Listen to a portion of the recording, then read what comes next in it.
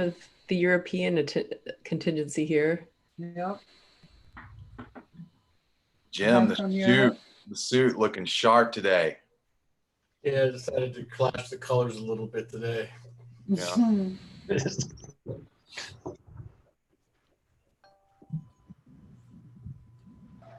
Oh yeah, you're very colorful today, Jim.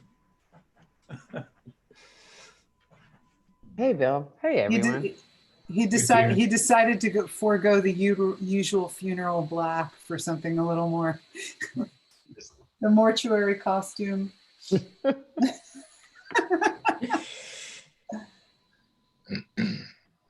All right. Nice. Good morning, And everybody. hi, Henry. Hi. Hey, Henry. So we're just waiting. We're waiting for Sparkle to join us. Okay. Yeah. And then we'll have the full boat. We got a full boat. There's a lot of great people today. Oh, I got a lot of my people are here.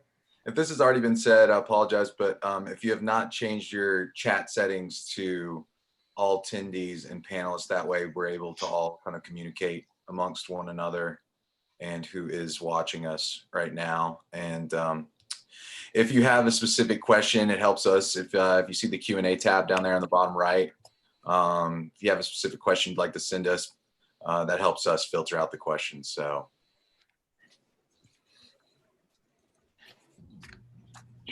Use that.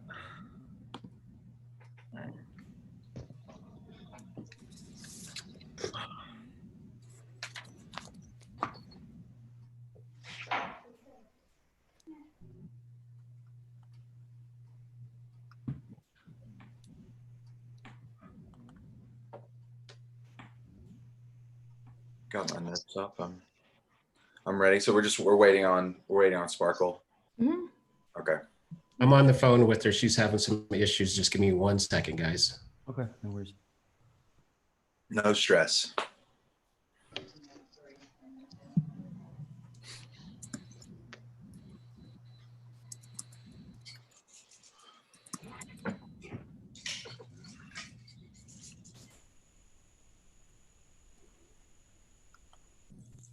Cassidy, what time is it there? She's in LA. Oh, you're in LA. Yeah, oh, you're in she's LA in as LA. well. I thought you were. I don't know why. I thought I heard you say Hawaii. I thought I heard you say you were in Hawaii. Yeah, no, we're in the same time zone. Okay, 14-day quarantine right now. I cannot stay home for 14 days. Yeah. So yeah. Well, that sucks. Yeah. Yeah, they don't want it's hard for the island, right? It's hard for Maui to they have a big problem with invasive plants and invasive species. You know, once things get on the island, they're on yeah, they have issues with invasive plant species and bugs and agriculture problems. So cooties are not welcome on the island of Maui. Keep your cooties.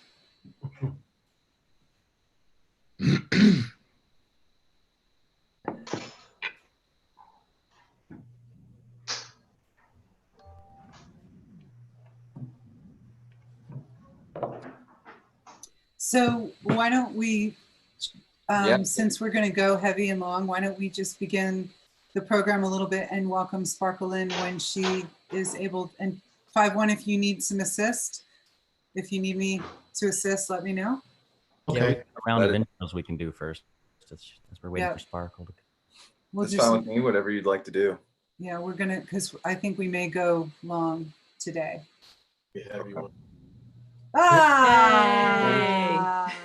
Beautiful. All right, let's do it. All right. Great. All right, cool. We got everyone here. Welcome everyone for our 28th webinar of TM101. Thank you for being here. We have looked forward to bringing that diversity discussion to TM101.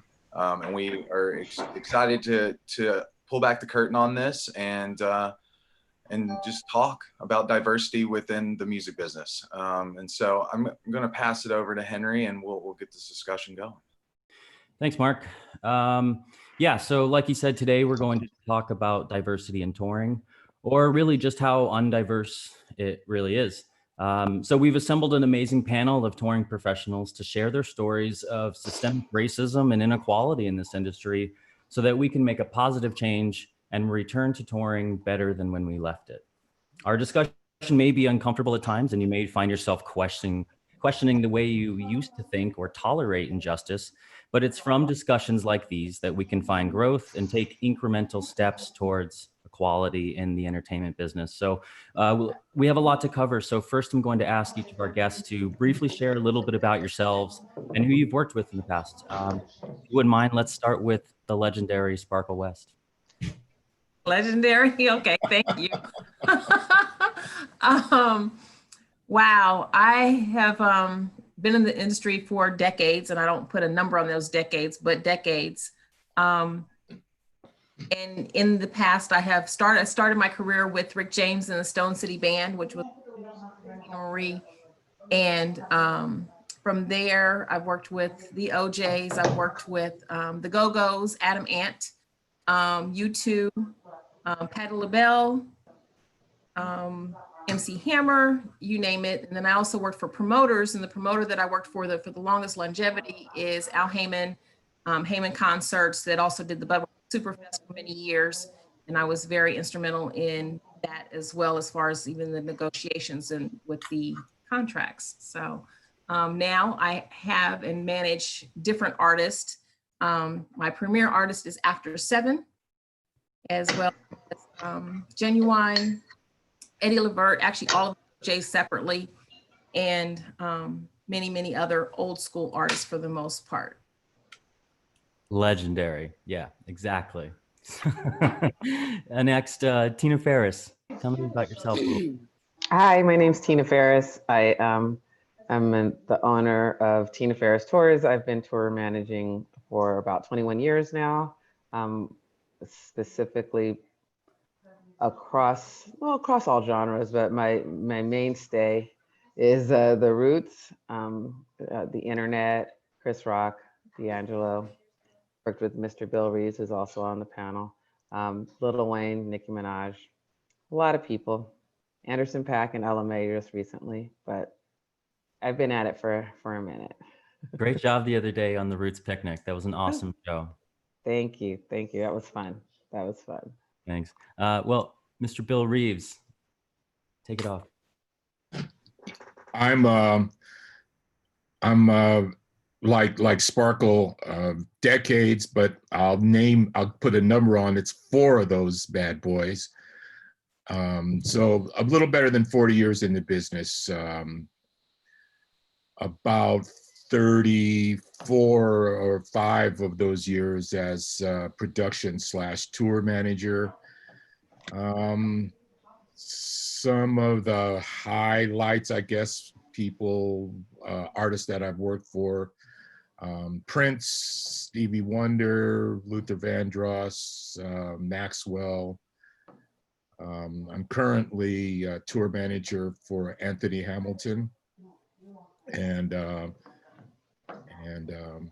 others too numerous to name at this point. We're very honored to have you guys here. You representing the Roadies color as well. Oh yeah, that too. And that too, man. But Blue Johnson, tell the group a little bit about yourself. You're a regular to these sessions sometimes. Yeah, my name's Blue. I've been in the entertainment industry for 25 years. Majority of the last 10 years, I've been touring with Cirque du Soleil and in the pop rock folk genre as a lighting, rigging, carpentry production manager. Yeah. Regular Swiss Army knife, I tell you, like it's impressive. But Cassidy Blaine, we haven't met. Can you tell me about yourself?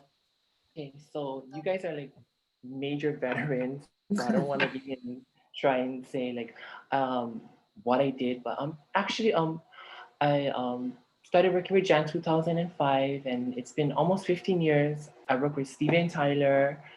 He has a home in Maui, and that's my she skipped over it when she said Jan. She's referring to Janet Jackson. She's been with Janet on the Glam Squad. She's a fixture on that team for 15 years. And local union back home in Hawaii, that's about it. But you guys are all veterans, so. And Cassidy today is representing our transgender community and a beautiful flower of Maui. And I refer to her as mother. So if you hear me calling out mom or mother, that's how I get her attention. Mom. So we communicate in that way. We're honored to have you with us this morning. Thank you for having me. I appreciate it. Thanks for being here. I'm also honored to have Miss Pamela Harris here. Hi, Pamela. Hi, how is everyone this morning? I am a tour manager. I also do coordinating. Bill Reeves hired me on my first gig with Tina on D'Angelo. She'll never let me forget that. I bothered him for quite a while for him to hire me. I always told him I was available. Yeah, she wore me down. I wore him down. Yeah. Last year I tour managed Casey Musgraves. I'm the assistant tour manager for Harry Styles. And have had great artists like D'Angelo, Jamie Foxx. I did coordinate for Prince, which was one of the highlights of my careers. And it's something that I've always wanted to do. So I'm very happy that I'm in this industry with all you amazing people. Thanks for Happy being to have with you, us. Pamela. You're amazing. I'm really stoked that you're here. And also, last but not least, Mr. Steve Lopez. Hey, how's it going? Thanks, Henry, and thank you to everybody else here. It's an honor to be in this panel and on this screen with you all. I've been in the business for a little over 20 some years. I started off as a production assistant and worked my way up to tour manager, and I work with bands such as Government Mule, Vodka. I'm currently the tour manager and been a long time tour manager for Widespread Panic. I've also worked with festivals such as Bonnaroo and Outside Lands, overseas, where I've met most of, or some of you. And I'm interested in learning and talking about diversity because there's much to talk about and so much to learn. So thanks for having me. Awesome. So I think, folks, we're going to get right into really moving into things we want to talk about. And we're going to talk about roadblocks that some of you guys might have. And can I mention, if we're not chatting, if our panelists can mute your microphone so we get rid of a little bit of the ambient noise. Thank you so much. So we're going to talk about roadblocks, and I'm going to come around and ask our guests to give us a sample or an understanding of some of the roadblocks you may have hit getting a job or working inside the career. And we're going to come to you first, 5-1. Good morning, friend. Thanks, Adrian. Good morning, everyone, and afternoon. My story stemmed from years ago when I got a call from Nashville to come up and possibly work for a country artist. And my story is they asked for a resume, invited me up, didn't ask if I was Black, didn't know I was Black.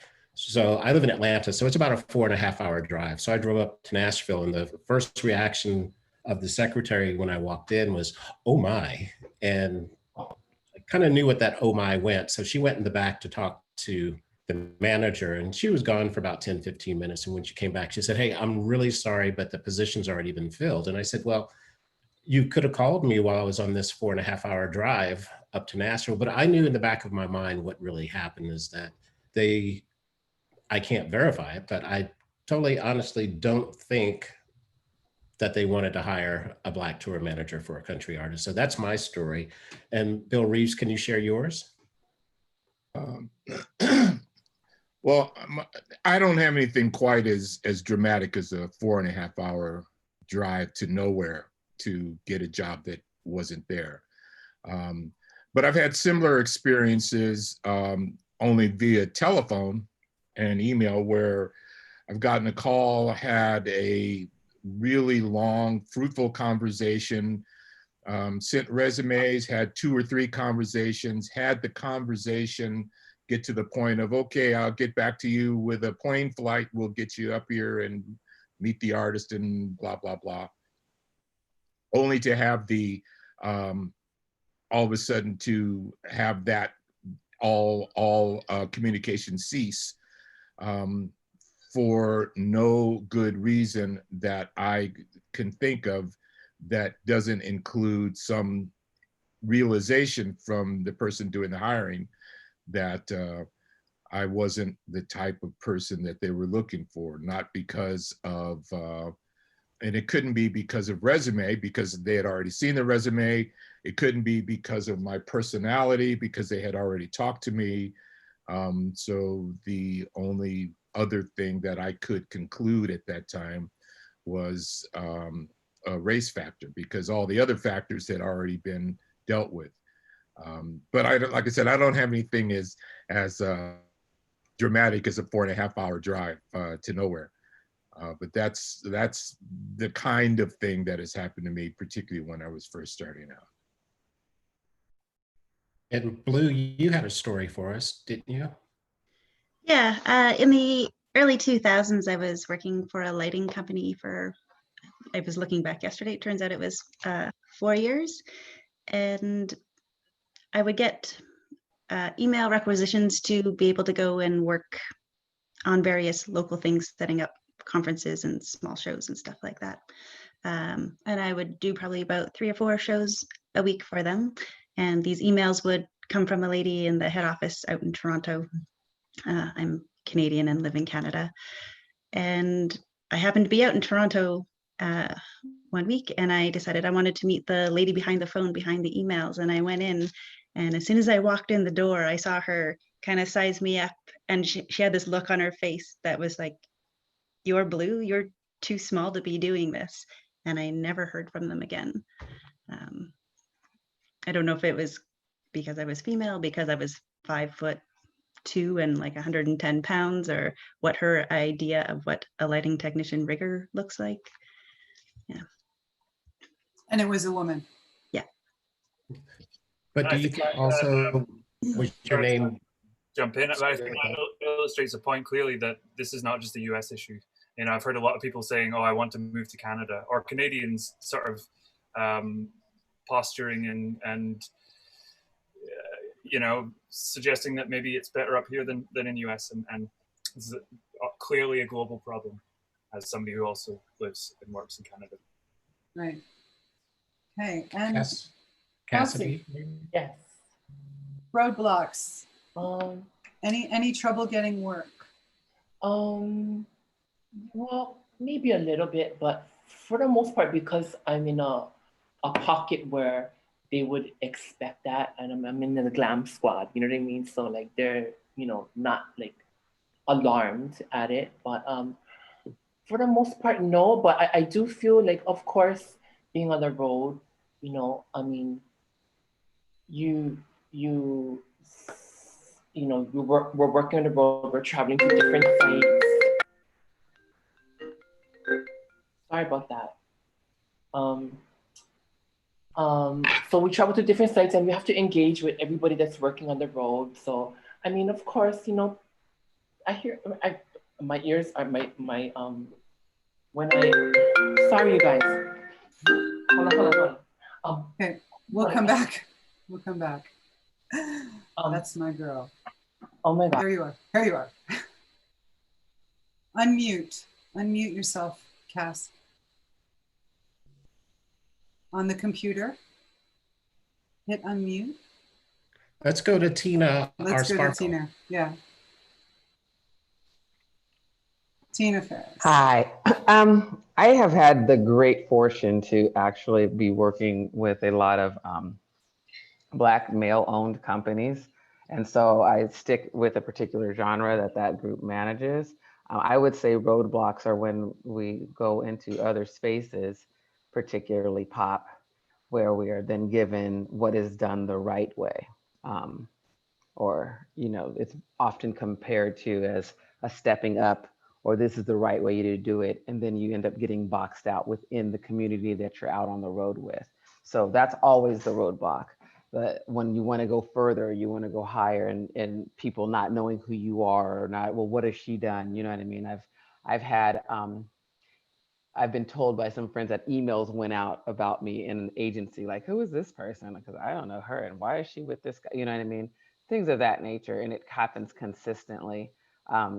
I think for this conversation in particular, I want to talk about roadblocks as being when you're not included. You know what I mean? Like a lack of inclusivity, or particularly being asked to be on the diversity panel. This is your 28th tour manager thing. You know what I'm saying? Like, when do you get thought of in the process? So part of today for me, I'm hoping people, as we were saying, people thinking about how they attack diversity is like, how do you do it yourself? What is your roadblock? Why don't you think of these people until? That's it. I got a million of them if you want some more, but for the most part. What about you, Sparkle? I think mine is really weird. Well, first of all, with a name like Sparkle, I get discriminated against immediately because they automatically think I'm swinging on somebody's pole, or that's the first thing. And then coming into a world of nothing but men, they feel that, you know, without knowing me, that, oh, I'm, you know, a groupie, a loose, or whatever the case may be. But I've had to be much harder than my norm because I work in a world with nothing but men for the most part. So that was the first part of discrimination that I faced. Being in a world where, you know, men speak a different language, they cuss a lot. And I can say I used to cuss like a sailor as well, to be in the norm, and more so to get men to understand that when I give a direction, this is what I need to happen. I've been in fights with other men, physical fights with the lighting guy because of stuff that didn't happen, that shouldn't have happened when we were on a bus at the end of the night. But I've also, discrimination business-wise, you know, I've had building managers just feel like they're comfortable enough to say to me, oh, so what's it like working for these colored people? And I'm thinking, well, colored hasn't been their terminology of description for years, but being in Boise, Idaho, that's what they consider as Black people are colored people still. So I've gotten it from just about every angle that you can possibly imagine. A lot of times I either, one, educate them and let them know, or two, I just have to keep it moving. But the same thing, I mean, with my name being Sparkle, I literally put in a resume, and I didn't even have, keep in mind, entertainment business is a little bit different because most of us don't have to have resumes, at least back in the day, we didn't have resumes. This is a business where you can have a great idea and a business card, or talk to the right person and build that relationship, and you can get a job. But discrimination comes in all areas of it. I mean, from the building managers to the Ticketmaster was a huge one at first. They will discriminate in a heartbeat and wouldn't let, you know, Black shows do certain things. So I've gotten it from all angles, and it would take quite a while to discuss just all of those different facets of what discrimination really looks like and has happened within my career of being in entertainment. I think sometimes people just don't know, but you know, I will say that there is a huge, huge difference in working with the rock and roll artist, or I've only done one country show, and that was Shania Twain, but there is a huge difference in all. I mean, country is totally different than it is in the rock and roll world. My U2 tour was phenomenal, but at the same time, it was totally different than working for a Michael Jackson or an MC Hammer. I mean, it was just, it's almost like a culture within its own. I pray for the day that we don't look at the color of somebody's skin and realize the talents that we all have within to make our jobs happen and make this entertainment world a success that it is. Thank you. Steve, do you want to chime in? You know, I'd love to, but I have to be honest, and I don't, you know, I think I've been blessed where I've been maybe naive and not noticed it, be discriminated against. But, you know, I remember starting off in the business and being discriminated maybe, or looked at as, you know, being taken seriously. Like, I'm not sure exactly what I'm doing in the business, or, you know, not just by the looks, but maybe because of my last name, because of you know, who my size. You know, I'm a little bit bigger of a guy, and I don't know. I think I just don't let it, I don't know, just resonate in the front of my brain, and I just push it back, and I just keep moving forward. And I don't, you know, I think not until this discussion, or you asked me to be part of this panel, I haven't really sat back and thought about it. And now thinking about it, I'm trying to like learn and listen and be more involved and be more vocal about it. So yeah. So thanks again for letting me be a part of this. You know, I think there's lots to learn, and being, you know, with I don't know, I just want to sit back and learn a little bit more and listen, and maybe I'll be more vocal about things and remember things that happen. How about you, Pamela? I just wanted to say, as a woman, I want it to be where when people walk into our office, they don't think we're the assistant, and we don't get the questions of, so who's in charge, or you're in charge. It's like, that is the most frustrating thing, is for them to think that just because the door says tour management or whatever, that you're the assistant for them. It's like, we need to be recognized that we can hold those positions and not be questioned. I shared yesterday about my experience walking into a building, and the guard said to me, who was standing in front of my office, sign said tour management. He said, are you the background singer? I said, no, actually, you're guarding my office. I'm the tour manager, pardon me. Because I had a dress on. I don't know, you know, I don't know what I wasn't carrying a songbook or a microphone. I had a briefcase on wheels, a dress, and a pair of heels, and I was going to do my gig. I just felt like stepping it up that day, and I was the singer now. Yeah, the amount of time I walked into a venue and they go, oh, are you the production assistant or wardrobe or something a little more on the feminine side? It's not the word I want to use. It is, yeah, female. It's more stereotypically female. Yeah. And I'm like, no, I'm your rigger, or I'm your lighting technician today. And they go, oh, and like the amount of surprise on their face is like, yeah. Yeah, I mean, that's, you know, and probably 5-1 can attest to this. Going into a venue, walking in the back door at load in, and this also, and I was thinking about it, speaking about hurdles, it used to happen to me fairly regularly when I was first starting out. Going in at load in, and happened to be walking in the door with the bus driver or the lead truck driver, because we're just there to start the day, and have the building manager and or steward from the union automatically assume that the truck driver, the white truck driver or the white bus driver, was the guy in charge, and have them start speaking to the bus driver. Okay, well, we got the stagehands over here, and no, well, dude, all he wants to do is get something to eat. You got to talk to me. And that used to happen on a fairly frequent basis. Not so much anymore, but because I walk in by myself. So there you go.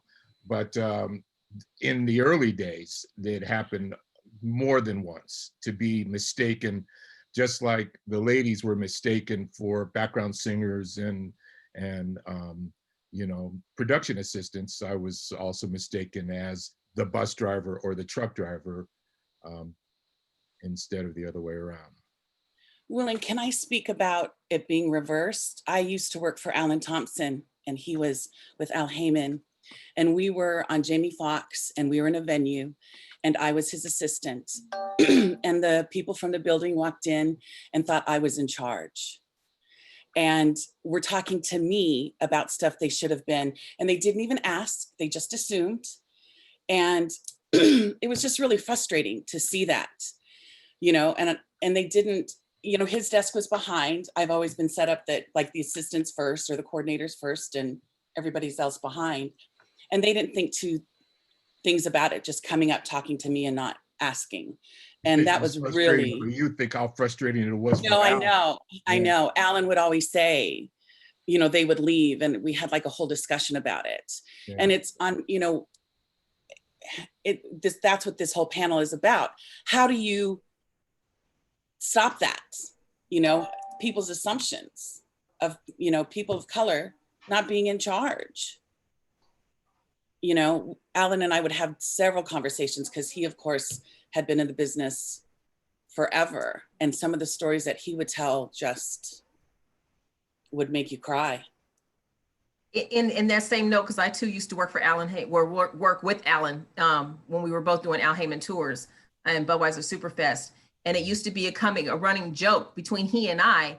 He would say, well, Sparkle, you're almost white. You go talk to him and you get it done.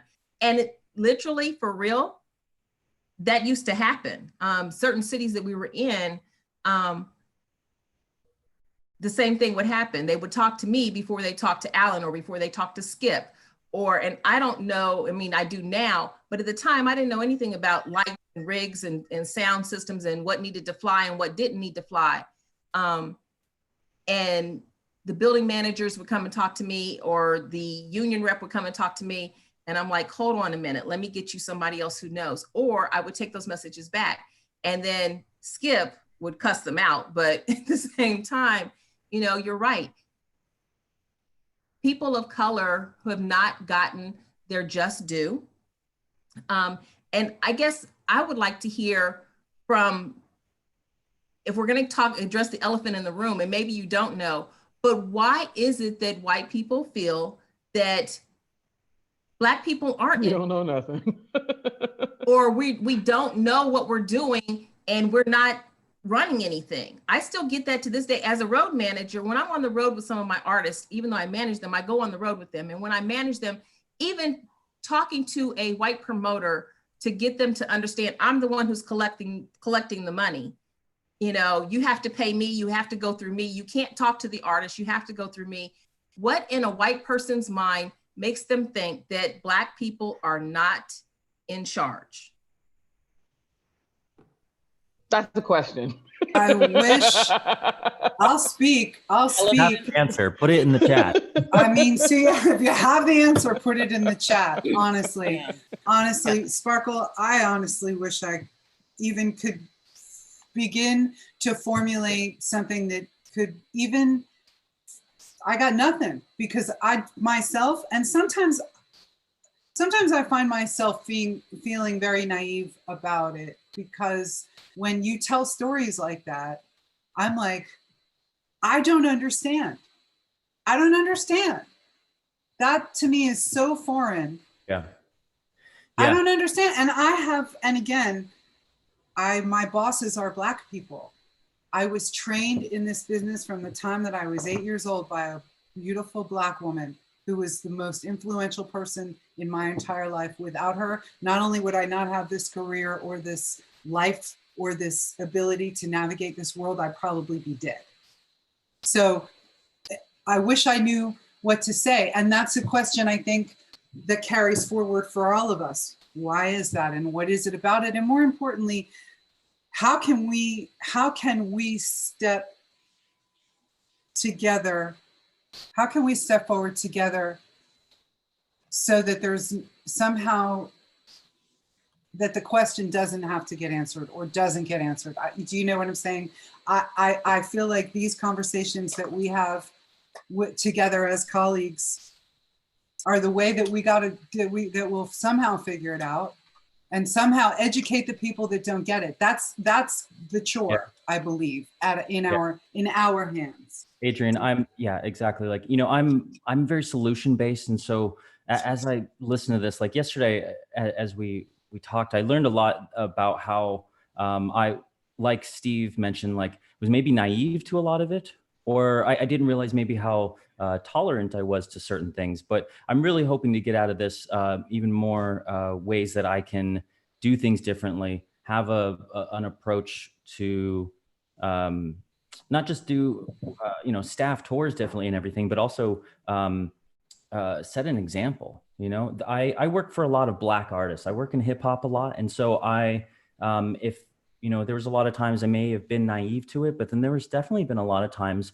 where I have seen it blatantly thrown towards my artists, and I was in front of it and had to be the person, or I was in that position to speak up about that and stand up for my artists and just stand up to this shit.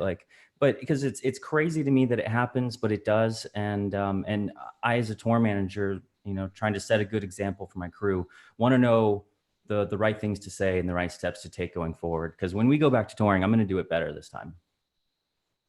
So Cassidy, we lost you for a few minutes. So back to you about your roadblocks. And then I have a question for everyone on the panel after you. Ma, you're muted. Unmute, Cassidy, unmute. There you go. I got it. Miss Tina, Miss Sparkle, I feel like, I can, I personally feel now in this age that we live in with this social media and stuff like that, I feel like everybody's opinion came out to the surface. You know what I mean? So people have like liberated to feel that way, to be that way, to actually whatever they was really feeling now, they feel like they have a right to express it.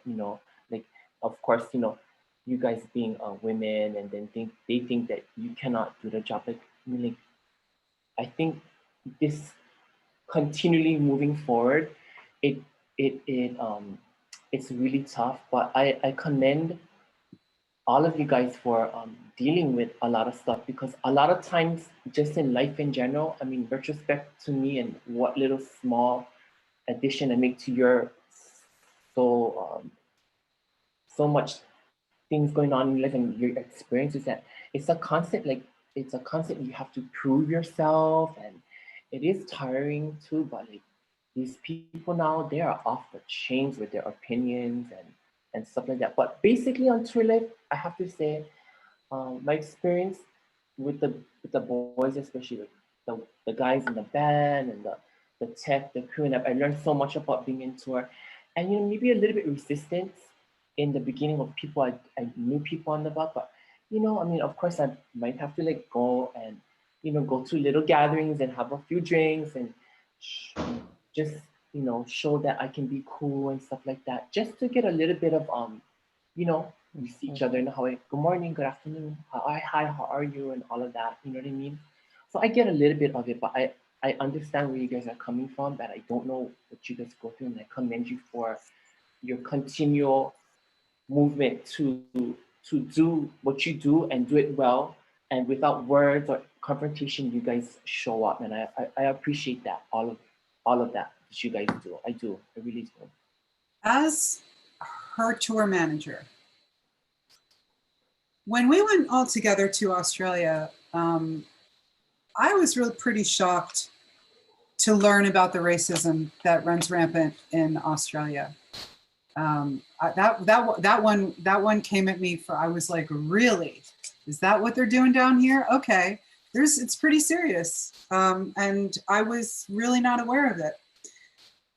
I've worked so long with her, and she's actually one of the top 7 one of my closest friends.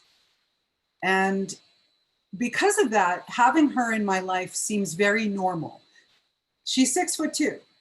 You can see her coming, and the sound of her voice and her accent turns heads.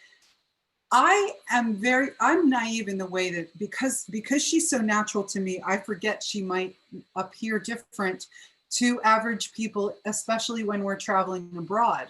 And there was one. Also, I know I'm gonna be 50 next year. I don't do the helium voice anymore. I'm just so comfortable with myself. If you're gonna take me or not, you know what I mean? Because we're not having sex, so whatever we're doing, whatever you think that's going on, it's not happening with you. You know what I mean?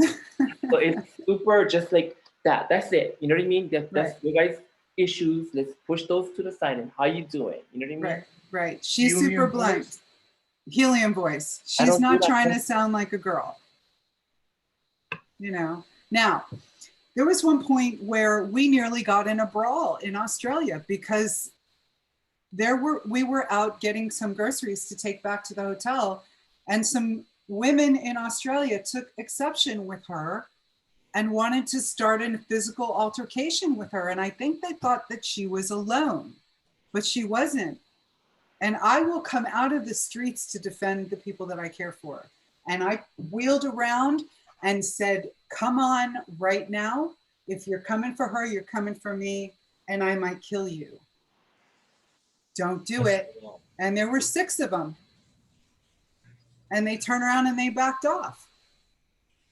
And I couldn't believe it. I was so angry. I could not believe it. And this is not the first time. I mean, we spoke about it briefly.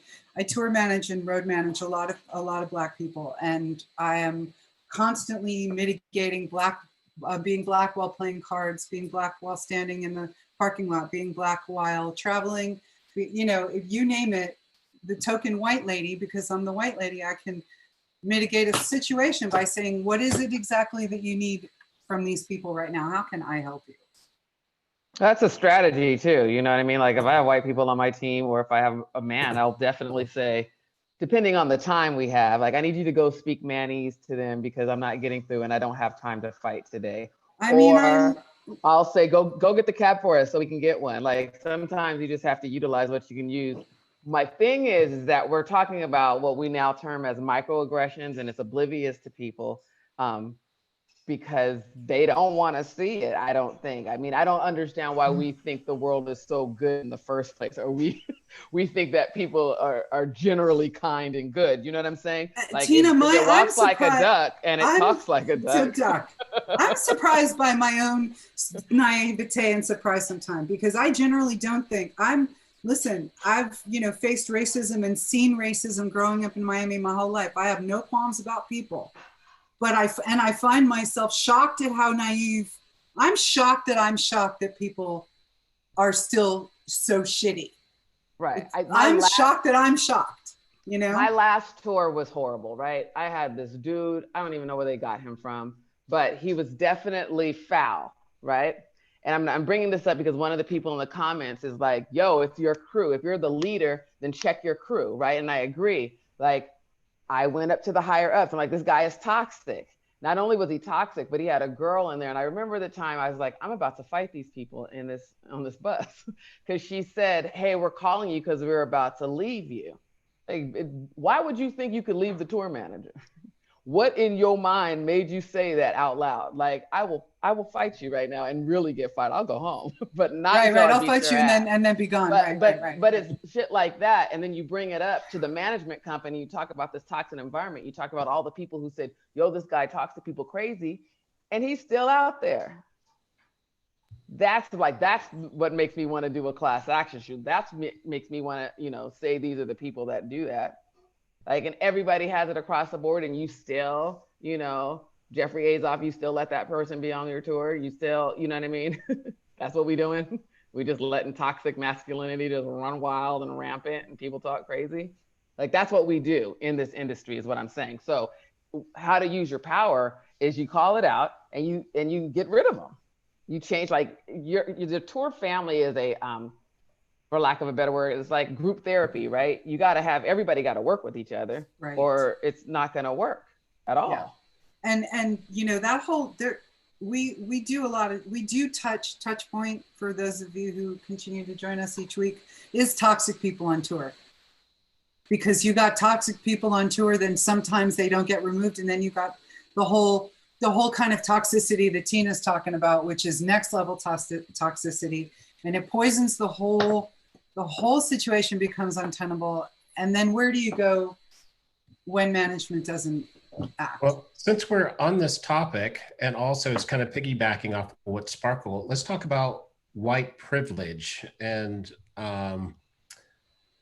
how it affects, because it seems like we're going down that path right now as we're speaking about this. So I will kind of want to get some feedback from all of our panelists, and I kind of want to start with, let's start with our ladies first. I kind of want to start with Pamela and then move it to Tina, Sparkle, then you, Adrian, Mary Jo, Blue, if that's okay with you guys. Go on. I know it's difficult, but I'm sorry, Pam. I know it's difficult, but I think it's always good to get everything out in the open here. When I coordinate, a lot of my production managers and tour managers are people of color. And it's to sit there and watch some of the stuff that happens, and Tina's right. I'm the one who's sent in to maybe ask for something. And it's difficult. But then on the flip side, you know, you're sitting like sometimes on buses, bus drivers, truck drivers are just as foul as anybody else in your, you know, in the venues crew. And somebody has to take a stand against it. And, you know, for me, it's usually me and everybody else, to be quite honest. I've never had a situation where I wasn't backed up with a problem that was happening. But again, my story is much different than Tina and Sparkle and Bill's, because I'm usually the minority, but I'm not, you know, and that's kind of how I'm looked at. It's like, oh, you know, you're the one that they've brought in to smooth things over. And it's like, I shouldn't be that one. You know, I support, you know, Bill or Tina as a tour manager, you know, and I don't know, it's just, I think Tina and Sparkle and Bill can speak on it more than me, just because I'm like the reverse. Well, let me ask Tina, because yesterday Tina really hipped us all to some of the code words that are used for an artist moving up to the next level. And do you remember that conversation yesterday, Tina? Oh, so absolutely. Can you elaborate? Well, like Pamela's saying, this is specifically, I was working with the P's and they had all white management, and they hired a gentleman who was really extra. He went hard. He was good old boys. And I was like, I need somebody to help me with this. Like, this is how I have to plan the tour. I need somebody strategically to help back me up for when people doubt my ability because I'm a Black woman. Pamela, come roll with me. Let's knock it out. And it was a force to be reckoned with, because Pamela pulls no punches either. You know what I mean? Like, we went hard. But it's always key words like, we're going to take you to the next level. You know, that's when you lose all your original management. And now you're a part of a great big conglomerate that has the business manager in their pocket and the private jet company in their pocket. You got to use all their stuff so they can get the kickbacks. Like, I didn't even know about kickbacks until I went to the pop world. Like, oh, so how is that? How do you make money off of that? Aren't you still getting a percentage from your artist because your artist is still paying for that? Like, I don't get how that's fair, but hey, that's capitalism, right? And that's what that's the American dream. So part of those things are, we're moving up to this guy doesn't do it right. This is how tour management works. This is how we've always done it. Like, and for me, I have a very musical history. I'm not trying to shit on anybody's artist, but I don't use, like, most of my artists don't use playback, right? We don't do auto-tune and shit like that. So when I get into a situation where I have an artist who's dynamic, and then the whole we're stepping it up turns into time code, like, as soon as I hear the word time code, I know that the whole team is they're gonna have to pay, there's another bus, there's another truck, like, there's all kinds of extra stuff on the back of this artist because it's done the right way. That's colonialism. That shit is whack. You know what I mean? Like, that's what it is. Those are all the key notes and stuff. And now we all have to learn it so that we can be theoretically better, but it's not better. It's just putting more money into somebody else's pocket. And that is the cycle. And what also is disheartening too is when management, like, there's plenty of experienced Black tour managers. And then when you're with a Black artist, Black production manager, and they bring in a white tour manager. It wasn't me, I was a coordinator on the tour. And it's like, wait a second, what's going on? Like, why? You know, it's like, why are you all of a sudden going outside what should normally be happening? And this guy was a jerk and would say some whacked out stuff, and we would call him out all the time. And he didn't come back the second leg, but that's where it's like, why did you go that route when they're, you know, qualified people around the board? Management.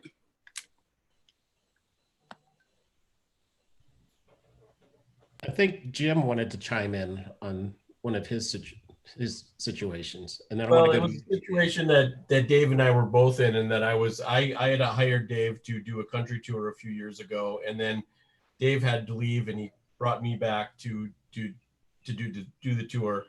And I actually remember talking to you about one. I was like, are you sure you really want to do a country tour? And I remember we actually had to have the race discussion. I called management and was like, is this artist, Ray, can this artist handle this situation? Will it be okay with this? I didn't want to be that surprise thing that you've been through before.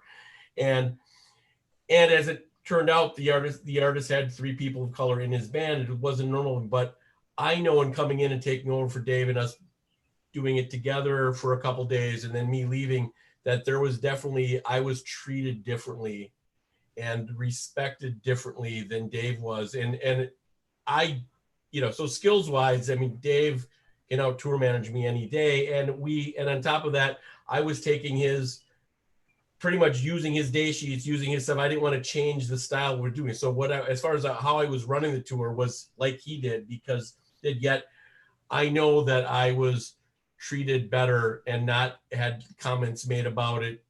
And it was definitely racial in overtone. The artist is, there's definitely, and so I just wanted to put about my own experience in dealing with that and dealing with Dave and seeing that head on, how something like that can happen. And it's, and I think in country especially, I hate to say it, but it's, there's way, way bigger things that have to be dealt with there, more so than the rest of the industry.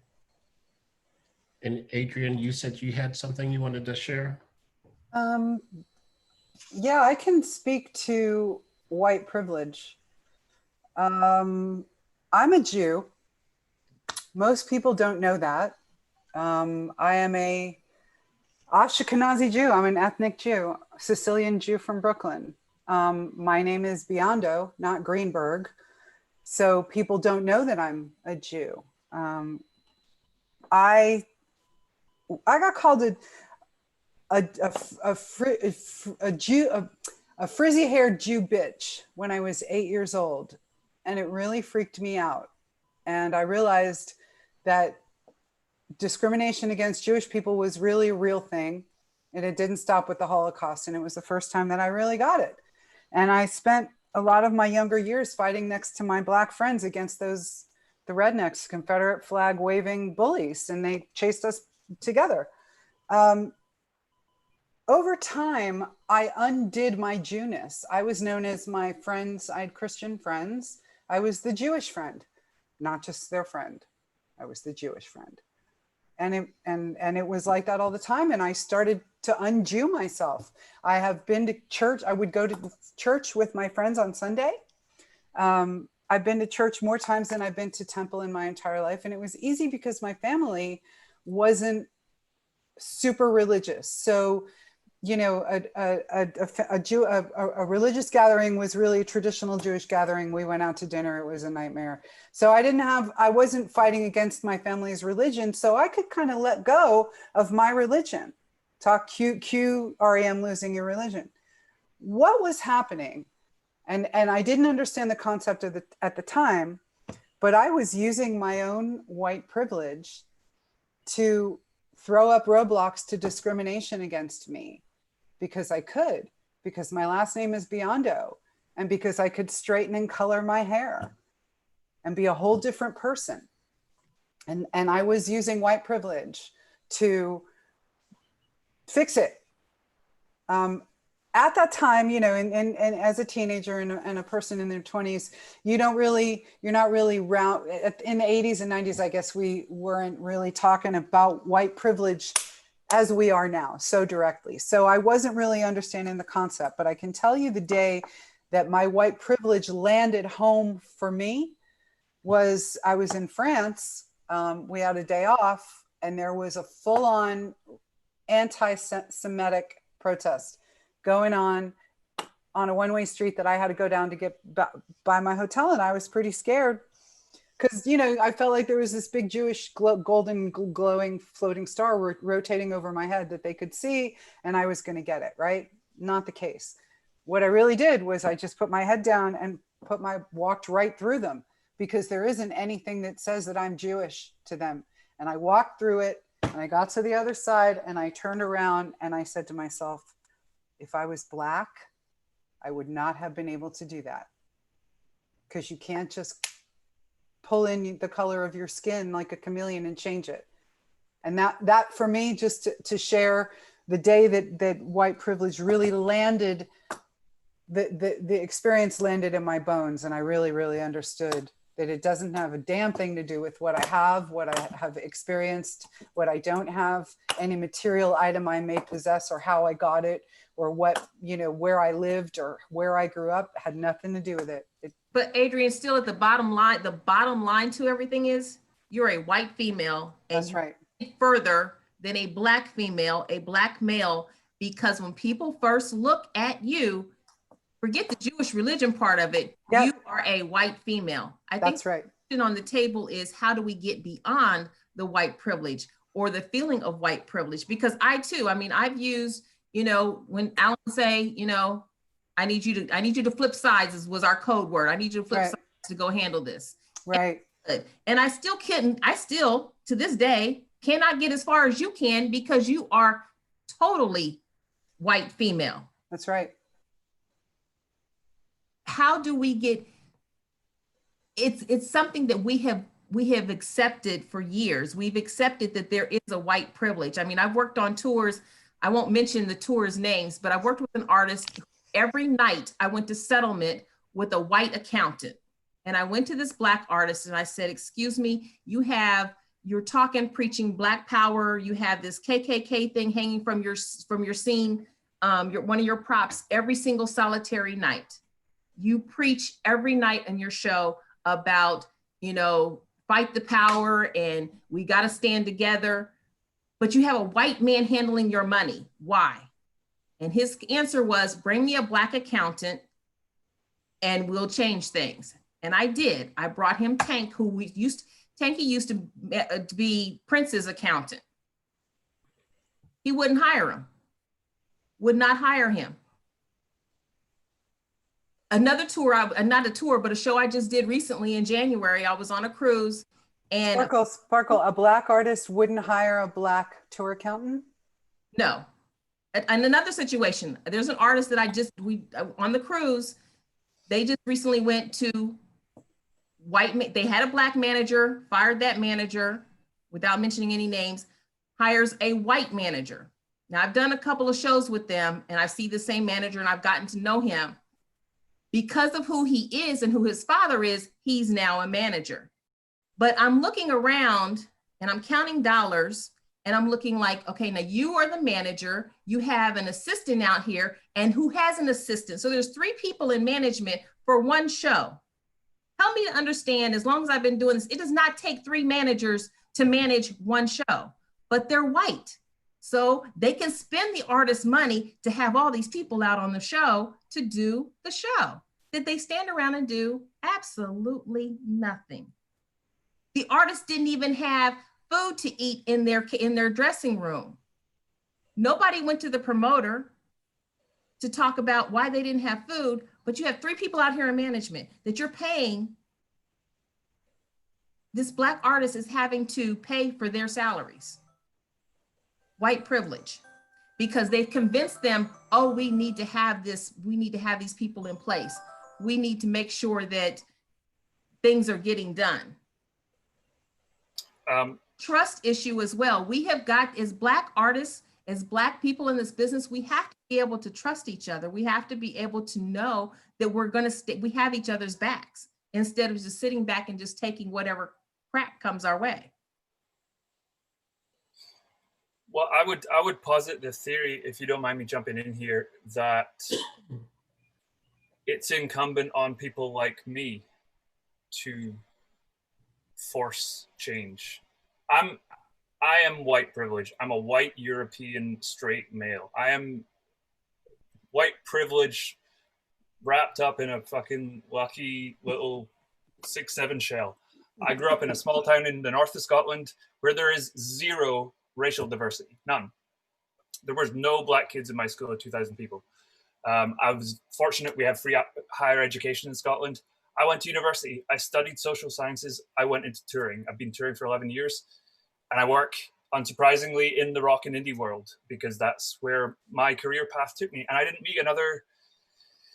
meet a female crew or a person of color touring until I worked for an artist of color. And that was 7, 8, 9 years into my career. So as somebody who has a further education, who is educated in the social sciences, I'm just as ignorant. I have been just as ignorant as anybody else, and that's a shame on me personally. And my, you know, not to labor the point, but my realization was, okay, so I'm a UK citizen. I live in Canada. I have to get a visa to go into the US.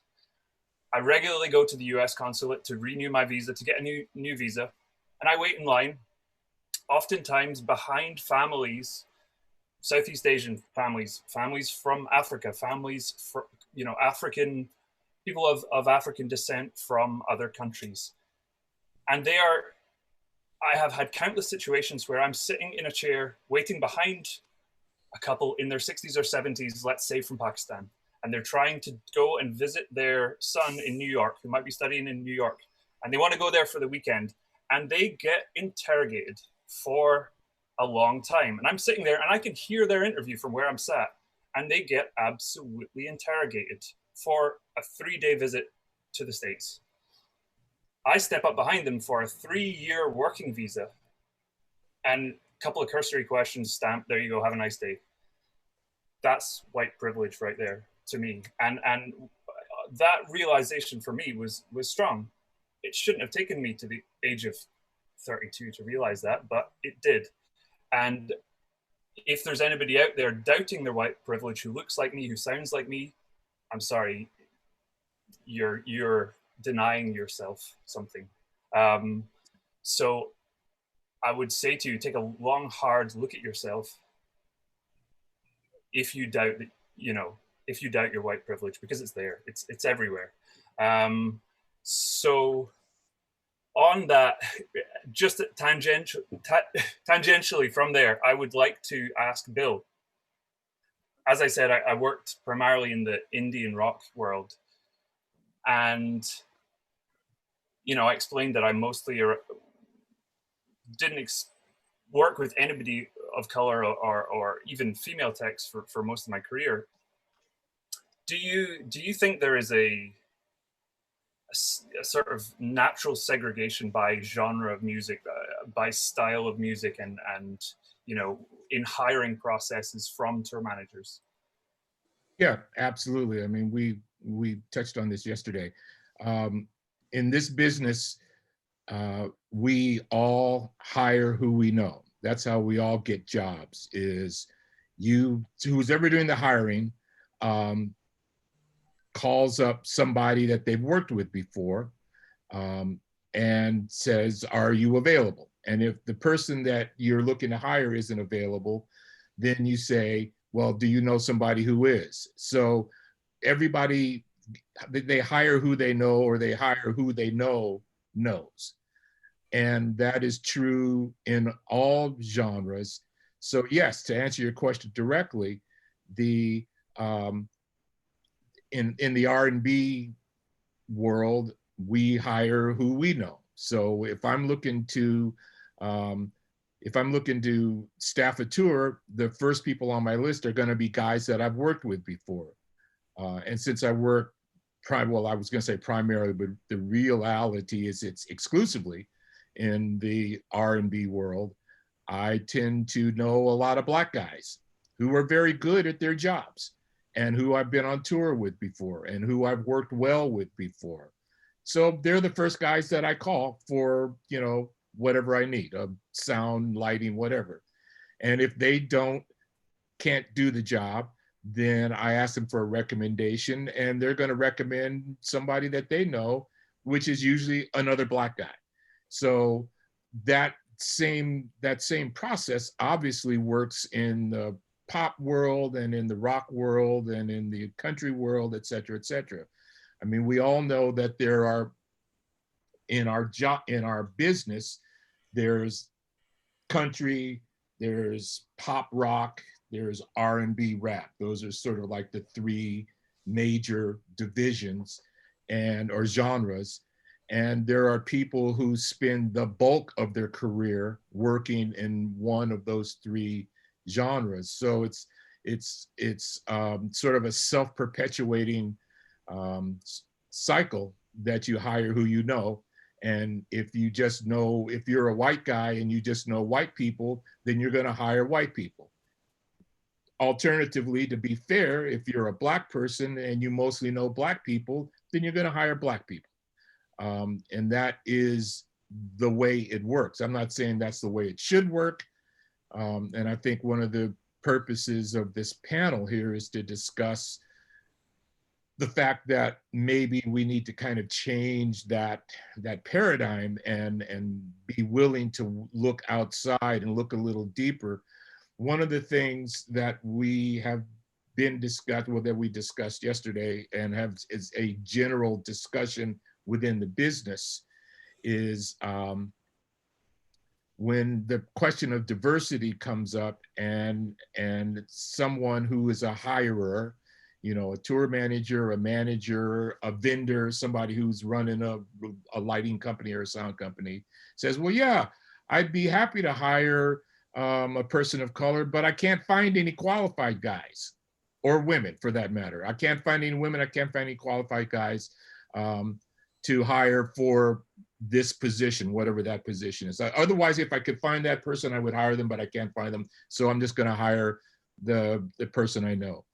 And my response to that is, well, you need to look a little harder. You need to look a little deeper. You need to expand, you know, like Tina was saying earlier, then if you can't find any black people to hire, then you need to meet a black person. You go find yourself a black person and ask them who they know.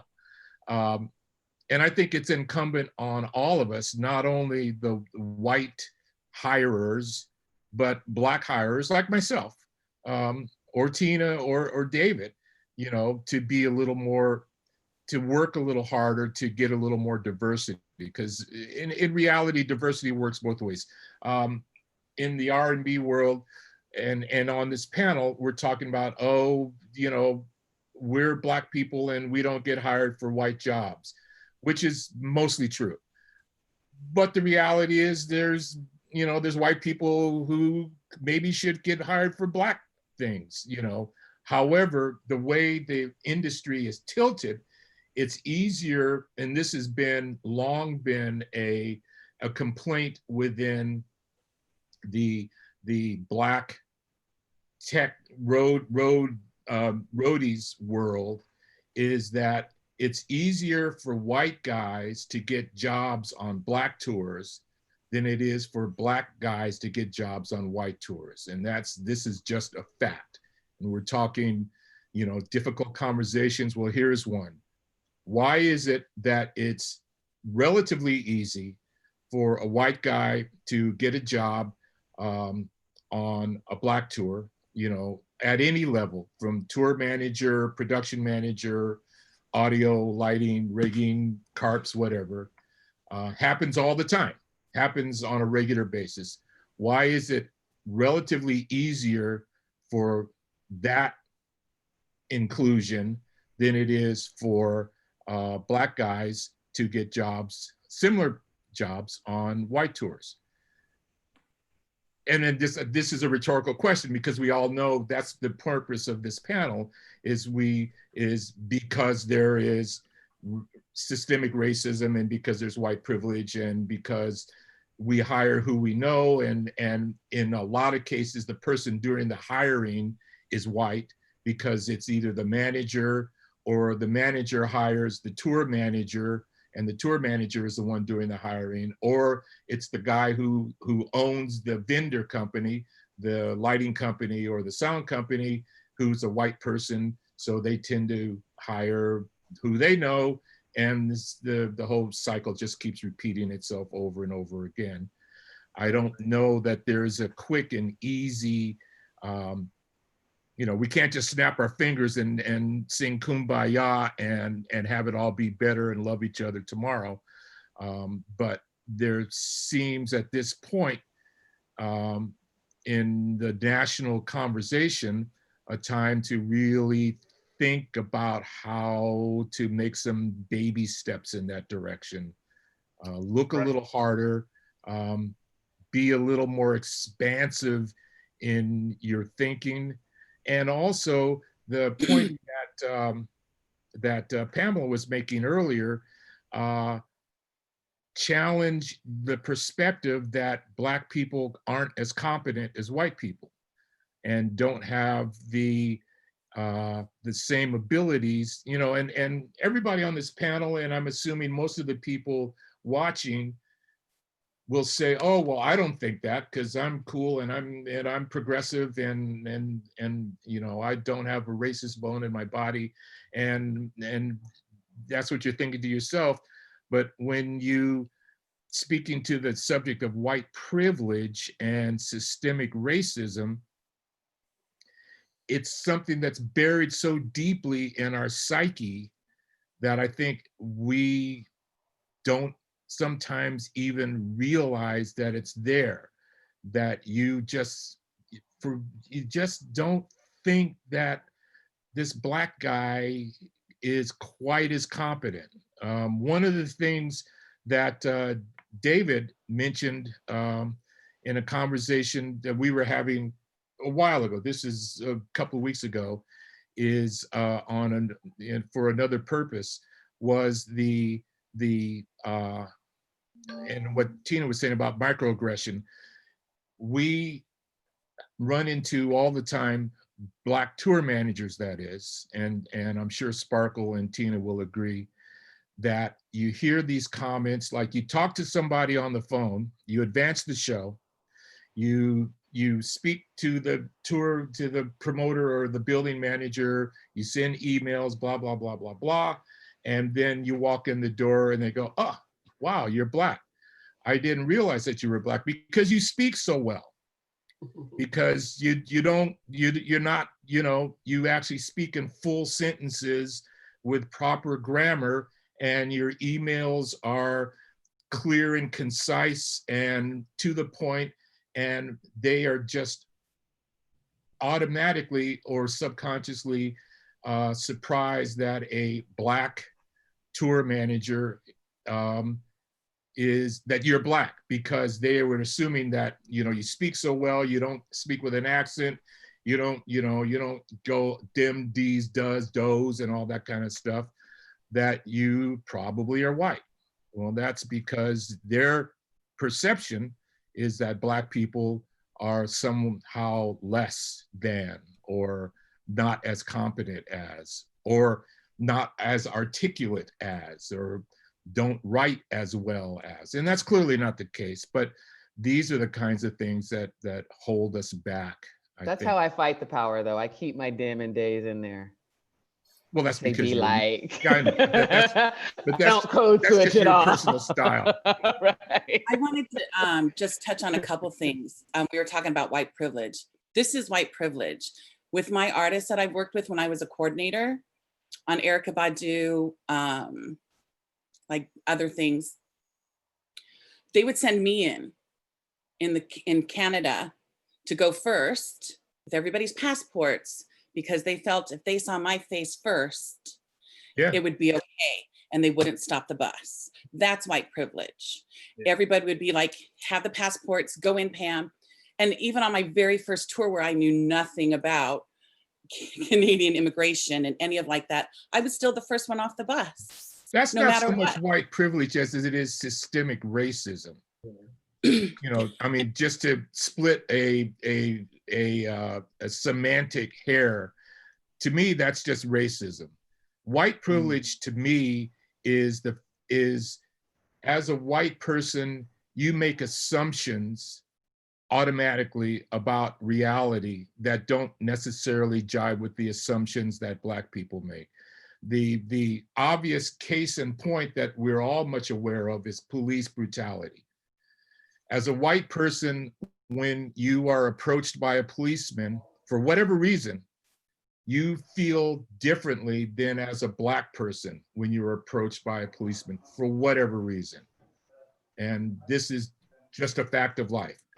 Like for me, I never leave the house without my ID and my wallet, which has credit cards and money in it, so that if I am for whatever reason stopped on the street, I can prove to the policeman where I live and the fact that I'm a solid citizen, that I'm not some drug dealer or whatever. That's Big Bill. white privilege, because there's white people, and you guys on the panel you don't have to respond, but you think about it.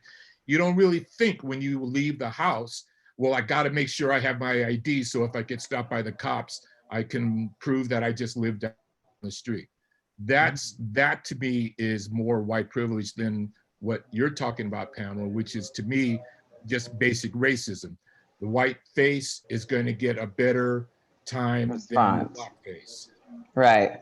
I mean, So Pamela, honestly, I would, yeah, and because of systemic racism, if I go out on another tour, I'm gonna call Pamela Harris because she'll be my white counterpart. She'll do all the things that I do, and we talk the same, and we do the things the same way. But she has the white face. I'm gonna put her out there so the tour can go smooth. And it's just like advancing, you know, whatever you have to advance for your tour writer. I'm gonna advance me a Pamela Harris so I can get through. I mean, as crazy as it sounds, that's what, you know, that's why we all work together. That's why we know each other.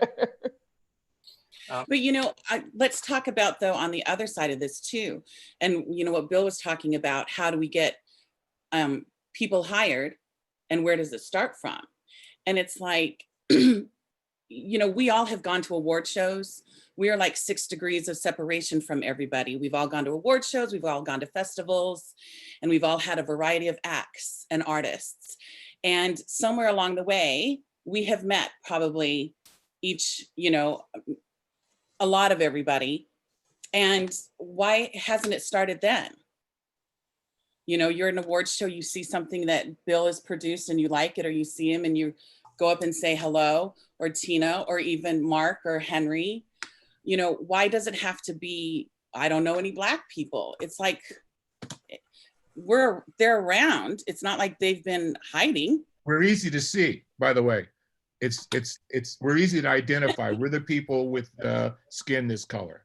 So. But they're on award shows and they're on festivals and they're, you know, headliners, and there's in the artist compound. That's what we're good at. We're singing and dancing. If I could speak just real quick on the practical application of that, and Bill, you spoke really well on the effort that we as the leaders of our industry need to make. It really isn't that complicated. Having been tasked last year with trying to create a gender parity on one of my tours, just one, when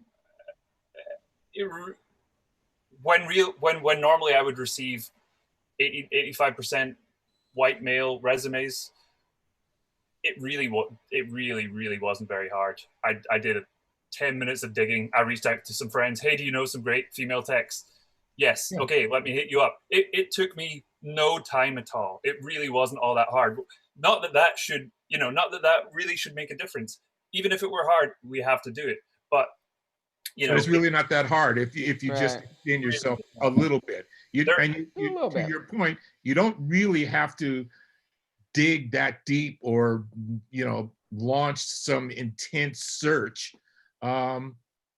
All you have to do is call. All you have to do is do what we do when we're looking for people, is call each other. We call each other anyway. Yeah, you're looking for, you want to diversify. You're looking for a woman. Call a woman tour manager. Call some of the girls in the production group. There's so much. There's so much connectivity right now. You call me. I work with Black artists all the time. I have the poppinest Black crew available on speed dial. And if the first string isn't available, the second string, and I got choices upon choices upon choices. Call Tina, call Bill, call 5-1, call people that you know that work in pop and rock and hip hop. You know, that's that. And you know, the discussion of networking this is a TM 101 setting, right? So the folks that come and visit with us on the regular are either newer or they're here for community and to keep updated and be a part of a conversation as we're sharing conversation and knowledge with new people. We always have conversations about networking for new people.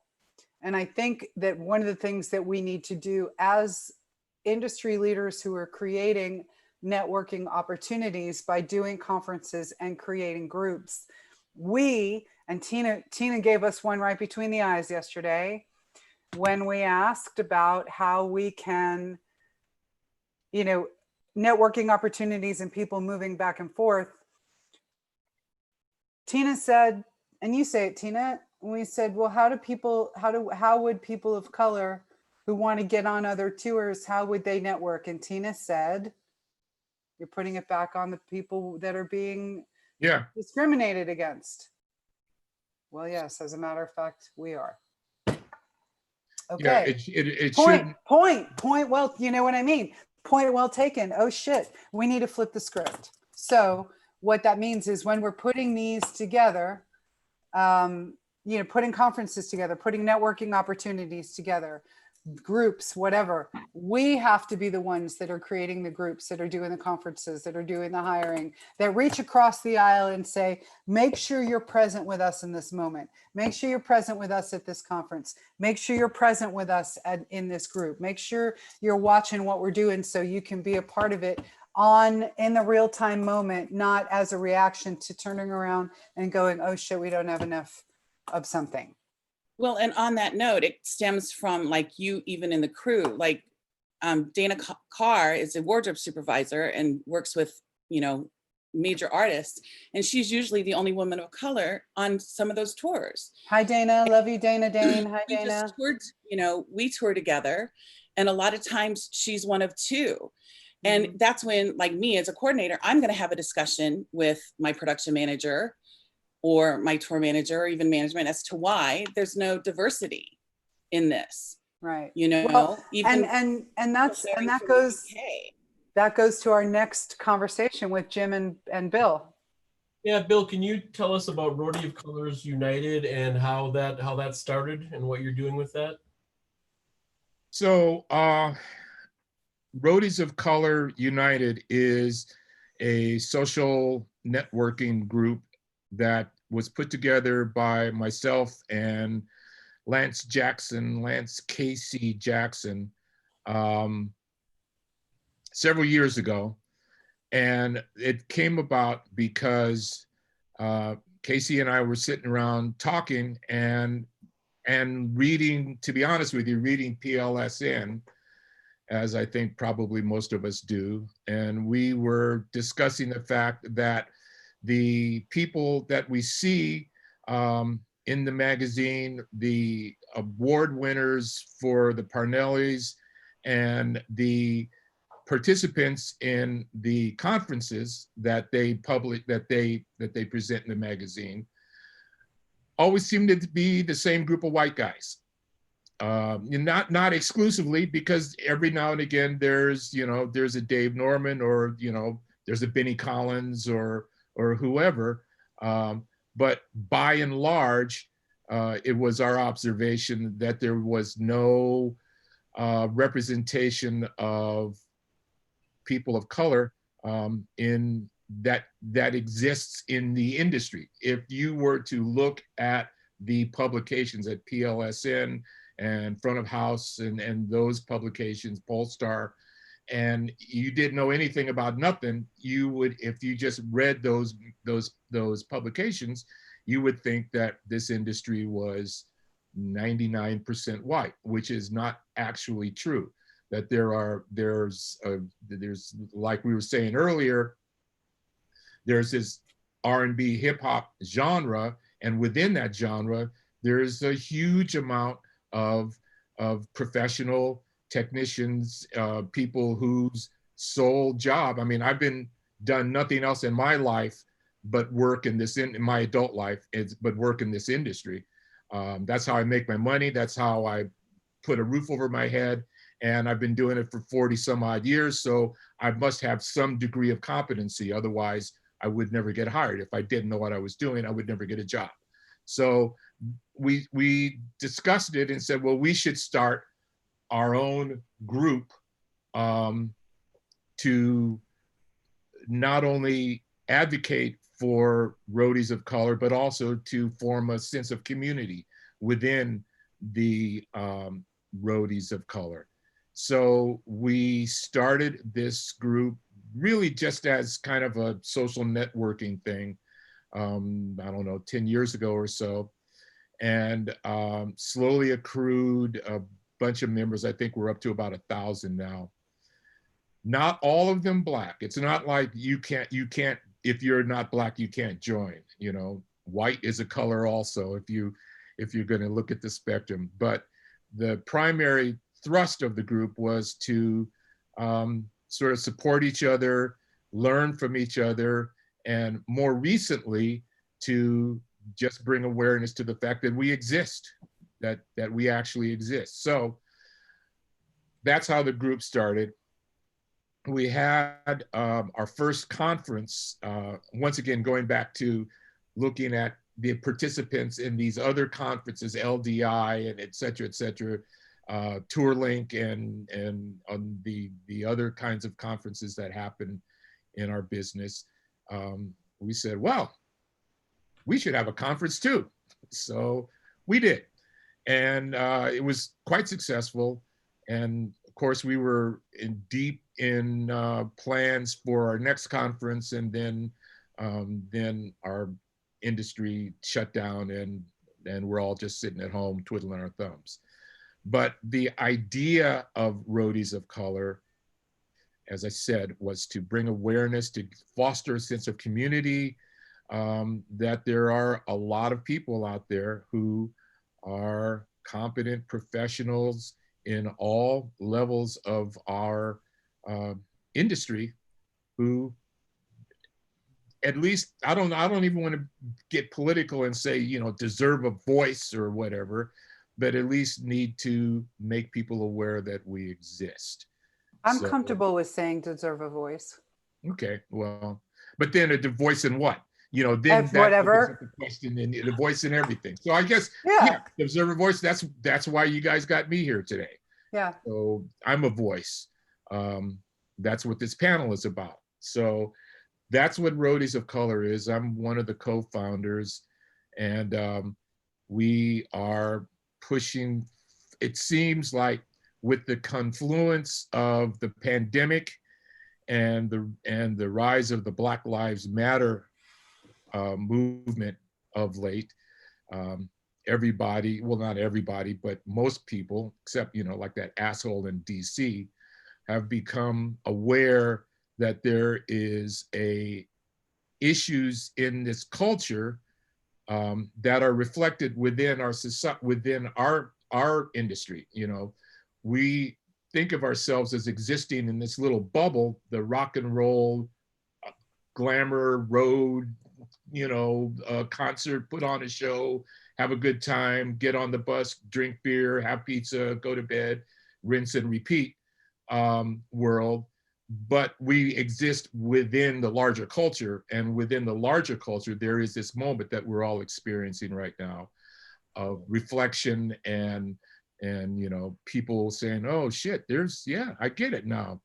People have a hard way to go with police. Black people have a hard way to go with police. So I guess we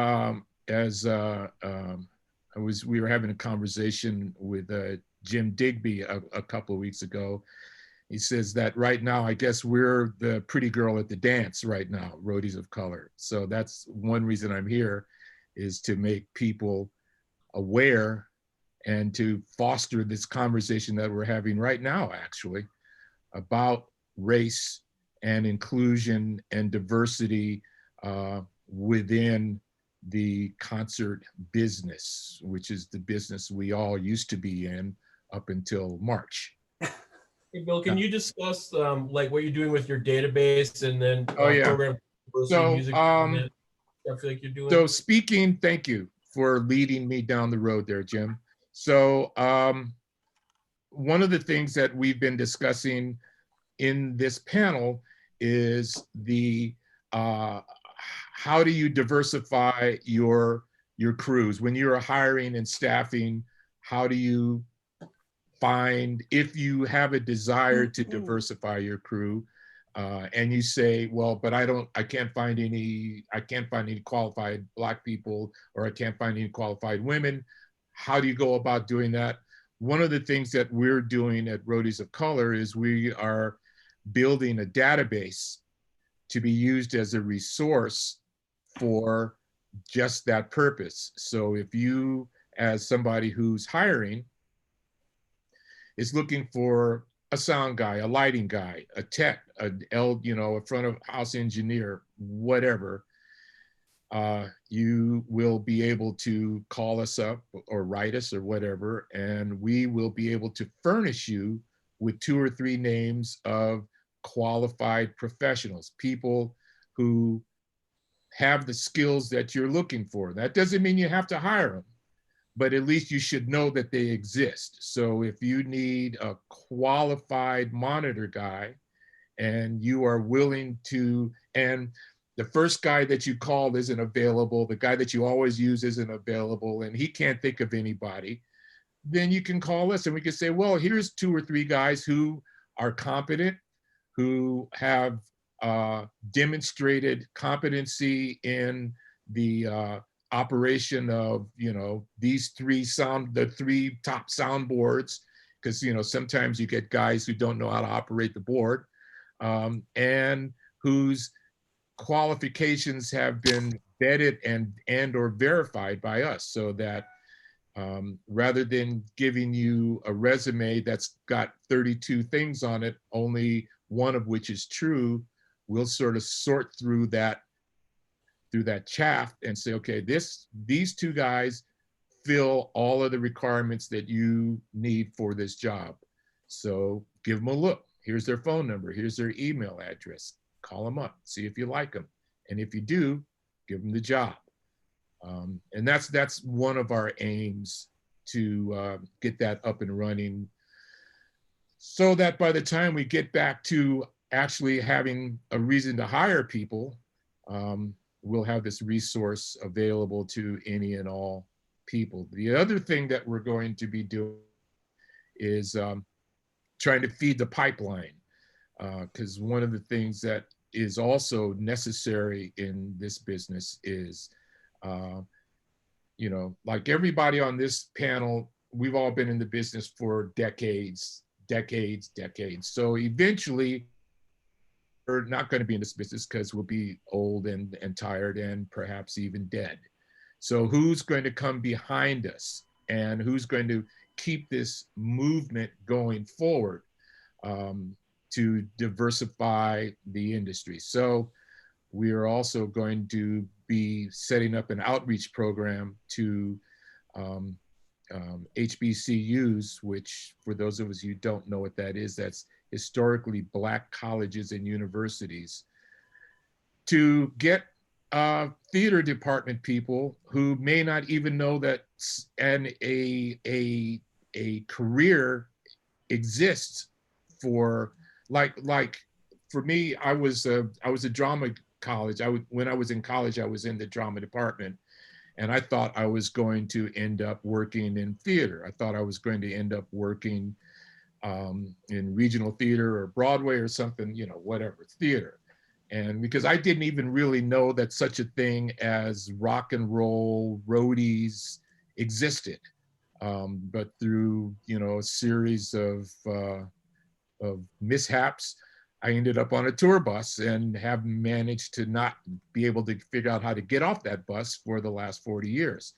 So I guess this is a career. So I think there's kids who we can reach out to and let them know that a career exists, that it can be a rewarding career, it can be a lucrative career, and it's an alternative, something else to think about. So we're going to try and figure out how to do an outreach program to these theater departments, so that we can, have them come out for a day when you're in town. If you're touring and you are in such and such a city, we'll say, do you mind if we send you a couple of kids to sit in the corner and take notes all day and shadow, and just follow the sound guy around and follow the lighting guy around, and go sit in the production office and listen to me, make sarcastic remarks all day, and have them say, oh boy, that's a great job. I can make sarcastic remarks too. Maybe I should be a tour manager. So that's another. Sarcasm is a prerequisite. Yeah, I think Yeah. all of us have been known to be sarcastic.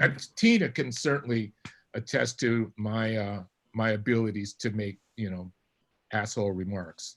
I'm good at it. One of my And everybody, Henry has posted the web link to Roadies of Color United, and also we'll make sure their socials are on the site too. Okay, We'll cool. Thank you. So anyway, so that's the slightly short version of the Roadies of Color story. So thanks, Bill. On almost every session, we talk about how networking and relationships are important in building your career. And as Adrian mentioned, in our prep session yesterday, the question was brought up, you know, how can women and people of color better network to get inside the circles and get outside your usual circles? And as Tina pointed out, this question in and of itself is problematic.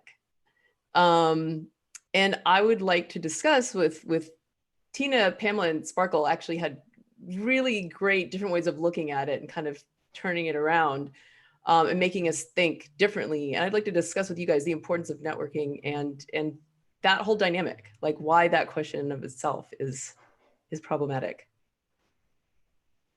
And how you would approach networking. You know, I think Pamela had some really good, all of you guys did actually, and the importance of it, or how you can expand your circles, if that's even really, you know, what you would do. Unmute. I would say that, for example, everybody that's on this screen, I'm not saying everybody, I'm looking at a lot of participants I've worked with, and they're all people of color. Once you put the word diversity or women or something on there, then you've already, you know, you've made the group that it gets out to much smaller, right? So we're all speaking to each other. We're not speaking to the masses who are actually implementing and doing this. Like, and I see how we are speaking, because for so long we have been complicit in allowing this stuff to happen. I have been complicit in allowing sexism to happen. You may have been complicit in allowing racism to happen. So it's really not up to like the crazy obvious KKK racists to do this networking for us. It's up to the people who are liberals, who are saying, oh, I am not racist, who are ignoring the issues and really not having a diversity panel, having a panel. And then bring up questions that are qualified for the, you bring up all these questions within the panel discussion that you're having, so that becomes more normalized than the separation of, we're going to talk about Black people today because it's, Black History Month. You know what I'm saying? Like, no, yeah, we do. Because then the people on the chat are just people that we're texting each other. We all know each other already. You know what I mean? Right. How are we getting out? Where's the guy from the label on the panels? You know what I mean? Like, where's the guy that does the hiring that's on, like, and how come we can't call people out? You know what I mean? If this is the time to call people out, well, then, like, call them out. Like, who call who next? Who next on the chopping block? You know what I'm saying? Right. But we're afraid for our jobs and our security, of course. But shit, we ain't going nowhere, no way. We might as well lay it out right now. Can't fire me from nothing. But that would be helpful in networking, is to not bring it up when it's, and this used to happen in graduate school too. Like, we'd only talk about racial issues in the racial class. Like, it didn't happen all the way across the board. So then you still keep the system in the system, right? Versus normalizing it. Let's all talk about it. You know what? It is hard for me to find. I was looking for a Black female monitor engineer for a minute. And I was like, I called Amanda, like, Amanda, can you just make one? Like, can you create one? Like, where are they? So I'm not saying it's not difficult. Yeah. You do have to try harder, but again, if we're all just talking to each other, we're in the echo chamber, right? We're in the echo chamber. We're in the echo chamber. And I mean, it's one reason, as we talked about yesterday, that Adrian and I have just, the subject of having, for example, a women's panel came up earlier, and Adrian and I have pushed back a little bit, because we're like, well, it's not that we're not there. It's that what we all need is a seat at the table, is, to be visible, I think, and not have a special panel. Right. And that was the thing, 5-1 had said, look, we should do a women's panel. And we were like, why? We don't want a different table. We just want to be at the table with you. We want to just be at the table. I just want to make my own table. Yeah, Y'all can tell me if you want that to. too. I'm going to be, I want to be, Tina, I want to be your at table. your table. That's how I roll. Yeah, we all Yeah. want to be at Tina's table. Fuck all this. See ya. But I think the point also that now is a time that Bill made as well, that that, like you said, it's like there's a time where there's people that are listening to, but know that we want to see at the same table. Everybody needs a seat at the same table. Right. Well, and we need to stop being looked at as women can't do this. That's the problem. Is we have Blue, who's a rigger and a stage manager, and people will look at that role and go, well, that's a man's role. Production management is a man's role. Monitor engineer, front of house is a man's role. And it's like, why? Why are we again being separated from the conversation? It needs to stop. We are, in the business, we are looked at, I mentioned yesterday, God forbid we raise our voice, because then we're crazy. We're on our cycle. It's, Olive broke up with our boyfriend. Overly emotional, but if a guy does just a bitch, then he's like a man. Oh, you stood up, blah. And it shouldn't be like that. We can handle things a lot better than, it shouldn't even be considered. I'm just kind of tired of that. Like, the women can't have a seat at the table because they're women. Yeah.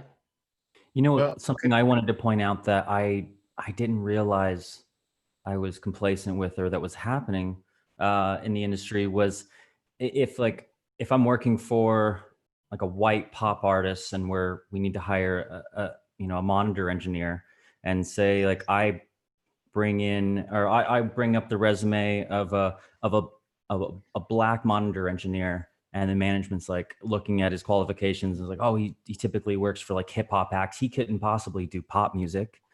Like, what? Like, that soundboard doesn't care like what color the engineer's skin is. Like, the ears of the audience don't hear it differently when like a black man mixing it. And like, that's crazy as fuck to me now that like the industry has thought about that, and we put racism into our genres, and we categorize. Can't help it. That's that means the bass is going to be too heavy. Yeah. Or I'm still mad that Justin Timberlake didn't get R&B album of the year. Like, I'm still mad about that. Yeah. But that's unfortunately, unfortunately something that actually cuts both ways, because I have been on a tour with a black artist, with Tina, as a matter of fact, who specifically requested a rock audio guy. He wanted, and I gave him, when we were looking for a front of house guy, I said, well, what about blah, blah? No, he's too R&B. Well, what about blah, blah? Nah, he's too hip hop.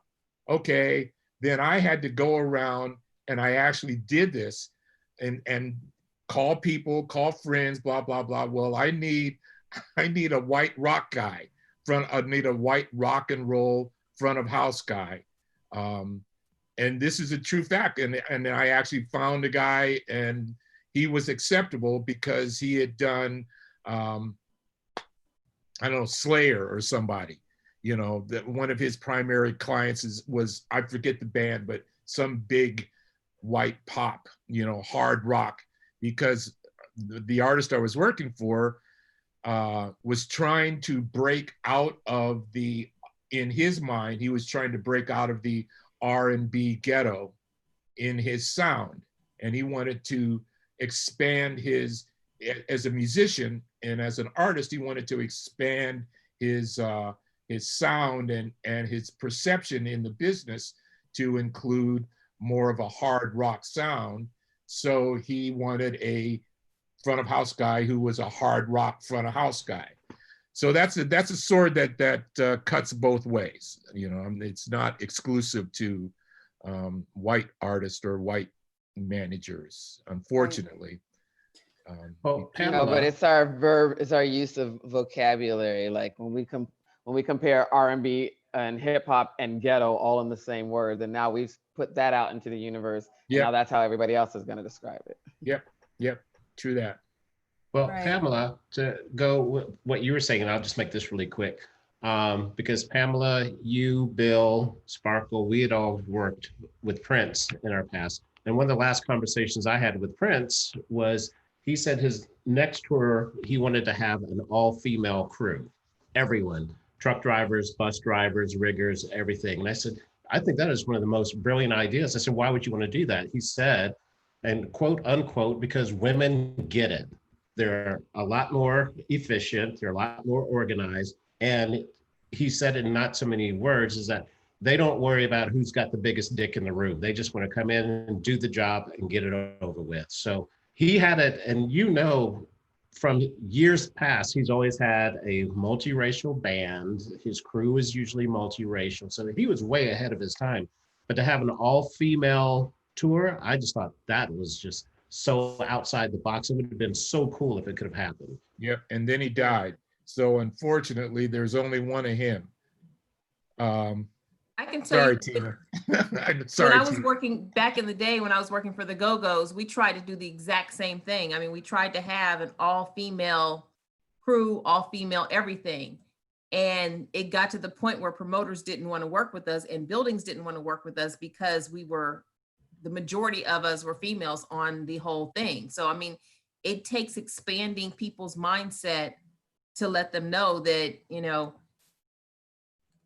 women, Black people, or people of diversity can get the job done. And it's back to trust and confidence. I mean, it's been so instilled in everybody's mind that, oh no, a Black person is less than, that the first thing they look at is, oh no, you can't do the job because of the color of your skin or because you're a female.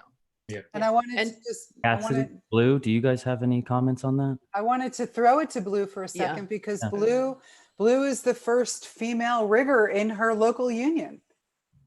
Come on, girl, talk about it, because that's a thing. And that rigger position is a very manly. That's the manly rock star rigger job. Yeah. I became a member of the union back in 2005. There were no other female upriggers or downriggers at that time. And over the years, we've trained enough people to be able to have a full female ground rigging crew if we decided we wanted or needed one. It's taken a few years to get there, just to show them that they don't even know that this is something that they can do. So until they know that they can do it, we have to show them that they can do it.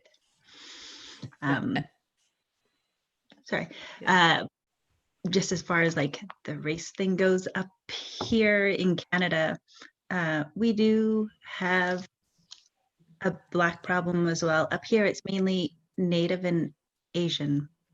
They seem to be the most targeted demographic. I'm both. I'm Japanese and I'm Chippewa Indian. I see more racism up here towards me than I do in the United States, just because in the United States, my demographic isn't the targeted one. Interesting. So you got three There's strikes. always a target, ain't there? You got 3 strikes against you. Yeah. You got a hard. Yeah, I always thought there could be a way of like changing the term of the name Roadies. I don't know. I had a couple people say to me a long time ago that when they heard that name or heard that word, they always associated it with a male or because they use the word lighting guy or sound guy as opposed to person. Yeah. Instead of lighting tech or sound tech, it's lighting guy. Yep. Sound guy. Monitor guy, dimmer guy. Yeah. Yeah, I think if we could all start, trying to work on a different name or word for, what we do, it can change people's perception of, who we are. Like last year was the first time I toured with another female technician. There's been females in the office, but last year was the first time that another vendor had put out a female sound girl with us.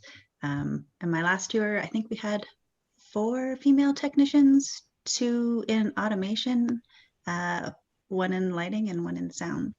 So we're finally starting to get that seat and be seen and seen as competent and stuff. So Yeah. That shows, Blue, is that like a lot of local crews are kind of better at diversity Yeah. touring crews, aren't they?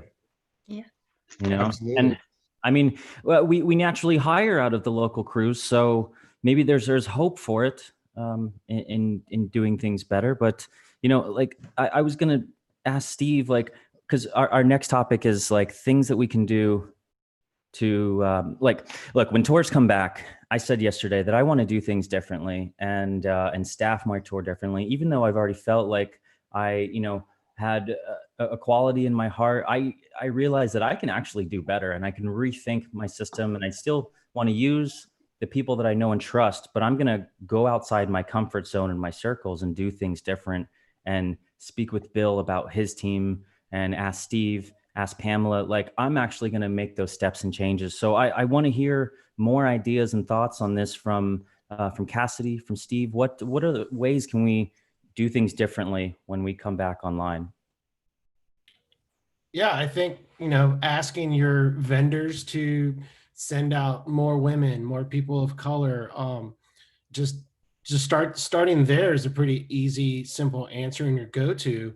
You know, I guess the other day somebody asked me, a travel agent who I was canceling all our hotel reservations this year, and she asked me if what I was going to do to make my crew more, you know, diverse. And the first thought was, you know, shit, am I gonna have to fire everybody on my crew, or what can I do to make it better in the future? And instantly I'm thinking, you know, in meeting you guys and talking to Bill and listening to what you have to say, you know, right off the bat, you can ask your vendors, you can ask your fellow, you know, people that you've worked with in the past. We've all crossed paths with one another at some point, I would like to say, at festivals. So I think networking and just getting our names out there and sharing information is a good way to start. And be a little more conscious in your hiring. It's not like you have to fire your guys, but as we know, when you're staffing a tour, not all of your guys are going to be available every time. So, you know, Shit, I said it. I said guys. So sorry. Yeah, well, we're still struggling.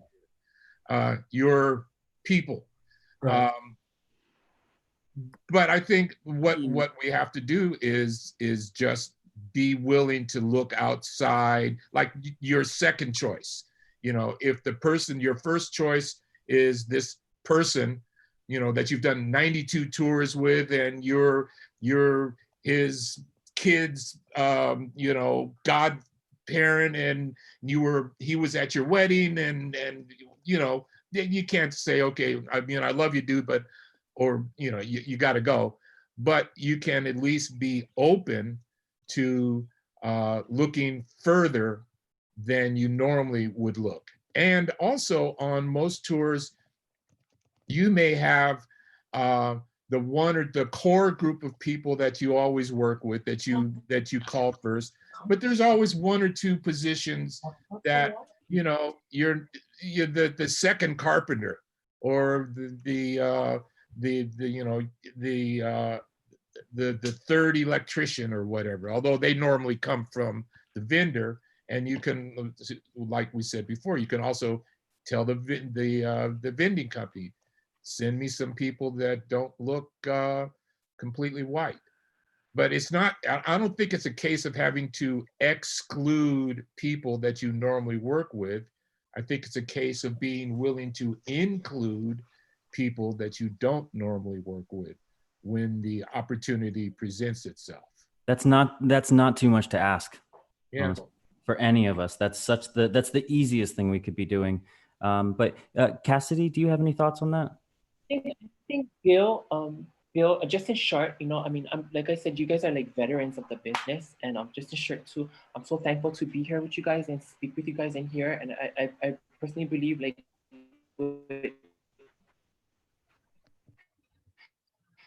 Whoops. She froze. I think she froze up. Sparkle and Tina. Yeah, you like, froze there what? for a minute, Cassidy. Like I said about all of you guys, what you guys show, you guys do, and Bill is so important. It's so very important. I believe that's all the requirements. I think there's no color lines. There shouldn't be any color lines as long as there's competency and qualification.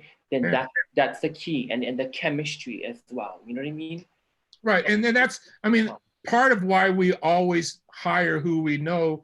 And Cassidy brings up a Guys, great, girls, whatever, everybody, the qualifications, that's what counts. yeah.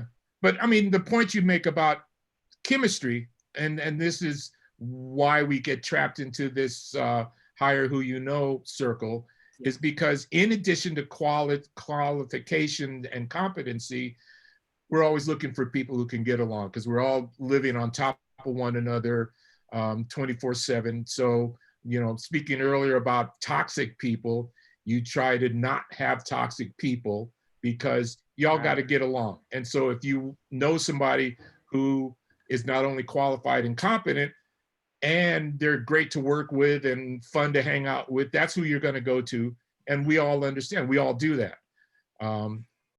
But you have to be willing to take a chance every now and again on somebody you don't know that well, but you know is qualified and competent, and take a chance and see, you know, the likelihood is they're also a great person to work with and fun to hang out with and go to the bar and have a couple of drinks with. But you won't know that until you take that slight leap of faith. And like there has Tina to be was saying, faith and trust. Yeah. You know, like if Bill's referring somebody, you guys have got to trust that he, you know, is hiring the qualified people and wants to hang with them. Yeah. Oh, 100%. I would like to expand on that as well. And I know this is a very important point to touch on is, and I can pass this around to any of our special guest panelists for this one, is what else can I do to create diversity in this industry? What can I do better?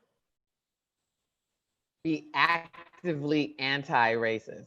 Think about it all the time, because we think about it all the time, you know what I mean? And it's a shift. So I like that quote that's been going around. It's not enough to be not racist, be anti, like, oh, I see, you're doing this here, you're doing this here. You know what I mean? People are comfortable speaking with you in a room than they are in a different way than with me. You know what I mean? And how long do we let that continue? Mark, I would also say your white counterparts that come across that, just like Tina said, that are more comfortable speaking to you than they would be speaking to a person of color.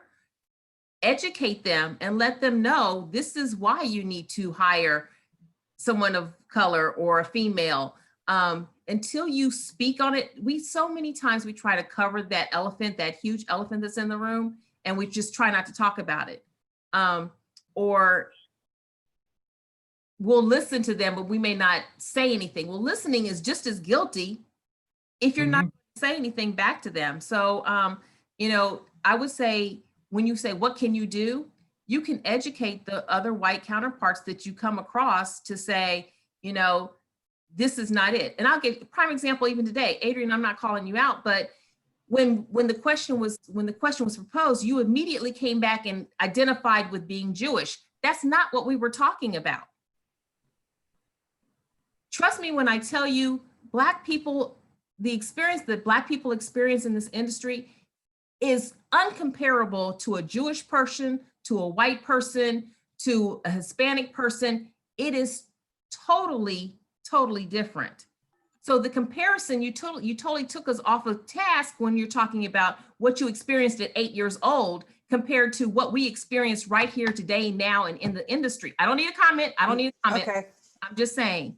But in Mark's question is educate them and ask people that you talk to trust, as Blue said, Pam said, to trust, and to give that option to hiring somebody of color or hiring a female, because they don't know unless they try, bottom line. No. If I may, just to answer, and I get your point. For context, I was trying to correlate white privilege, my ability to hide my Jewishness. I was trying to correlate that, not so you could be a white girl. Not to my experience with racism, but to my ability to use my white privilege to hide it. Yeah. Just for context. And I hear your point, and thank you for pointing it out.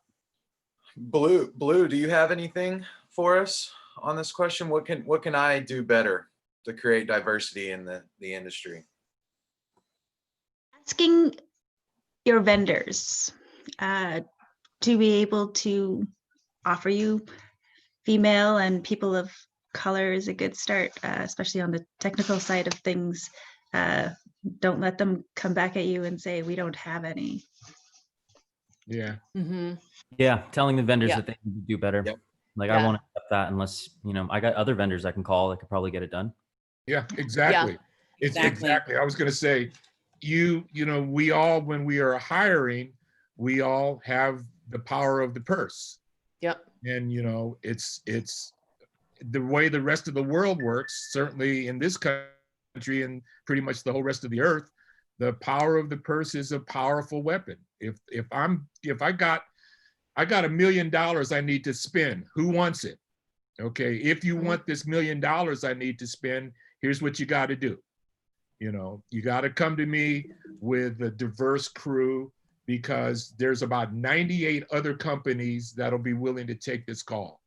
And I know we've been working together. You've done all of you've provided, audio or lighting for the last 10 tours that I've done, and you guys do a great job. And I love you guys, and the guys you send me are great guys, but you got to do better if you want this $1 million I got to spend. In corporate America, they do what people send out in their procurement departments. They have what's called an RFP, a request for proposal. And request for proposal, it's just like what we call our writers.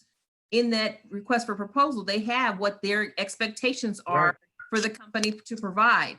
The exact same thing needs to happen when we're hiring companies, when we're hiring sound companies or lighting companies or whatever. Is 10% of your company African American, or is 3% of your company female employment? Being specific in those requests puts the light back on. You can't get away with this anymore. You cannot have an all-white crew anymore. And when you speak of vendors, there's, it happens all the time. But unless we start saying this is what we ask and what we request of you, it's not going to. Trust me, if they want your business, they'll figure it out. Yeah. And that's not, I said $1 million in source, there's smaller tours, but for vendors are in the business of providing services to tours at whatever level, be it a 3 par cans and 1 speaker or 32 trucks worth of gear. The vendor's in the business of making money by providing a service to the touring industry. And we, as people who hire these vendors, have a right to, like Sparkle says, give these vendors our qualification. If you want to do business with me, you need to meet these benchmarks.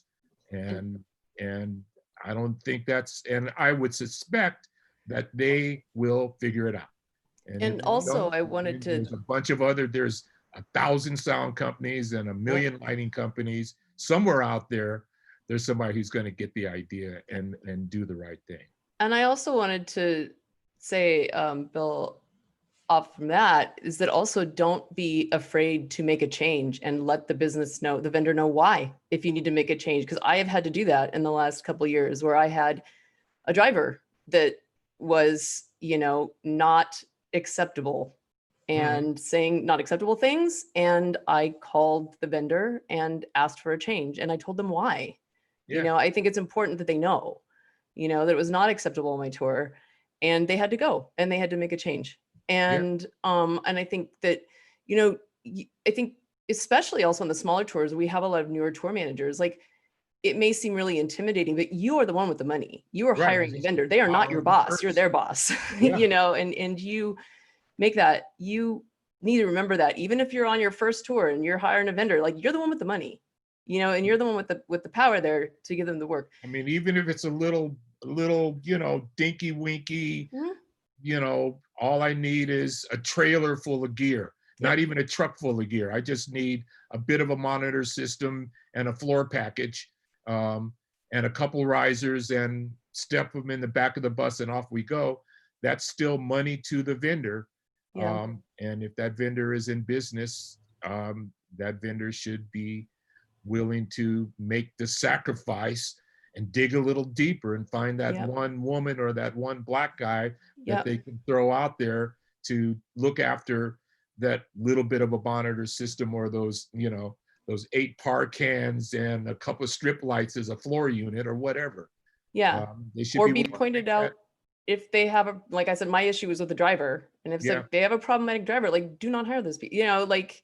No, if you They- got a toxic, if you have a toxic person, they Yeah. got I don't know if this resonates up with everyone. I feel like I'm very guilty by association, essentially, right? Like, and going back to, you know, what Henry was saying and what Steve was saying is, I've been so naive to continue allowing this to happen and not stepping up to the plate. And I've, you know, we've all had our situations, and I, you know, coming from white privilege, have not seen or been affected by anything in regard to the color of my skin, you know, and only we can step up to the plate to make these changes, to kind of tear down these bricks that have been built up and built these walls within our industry.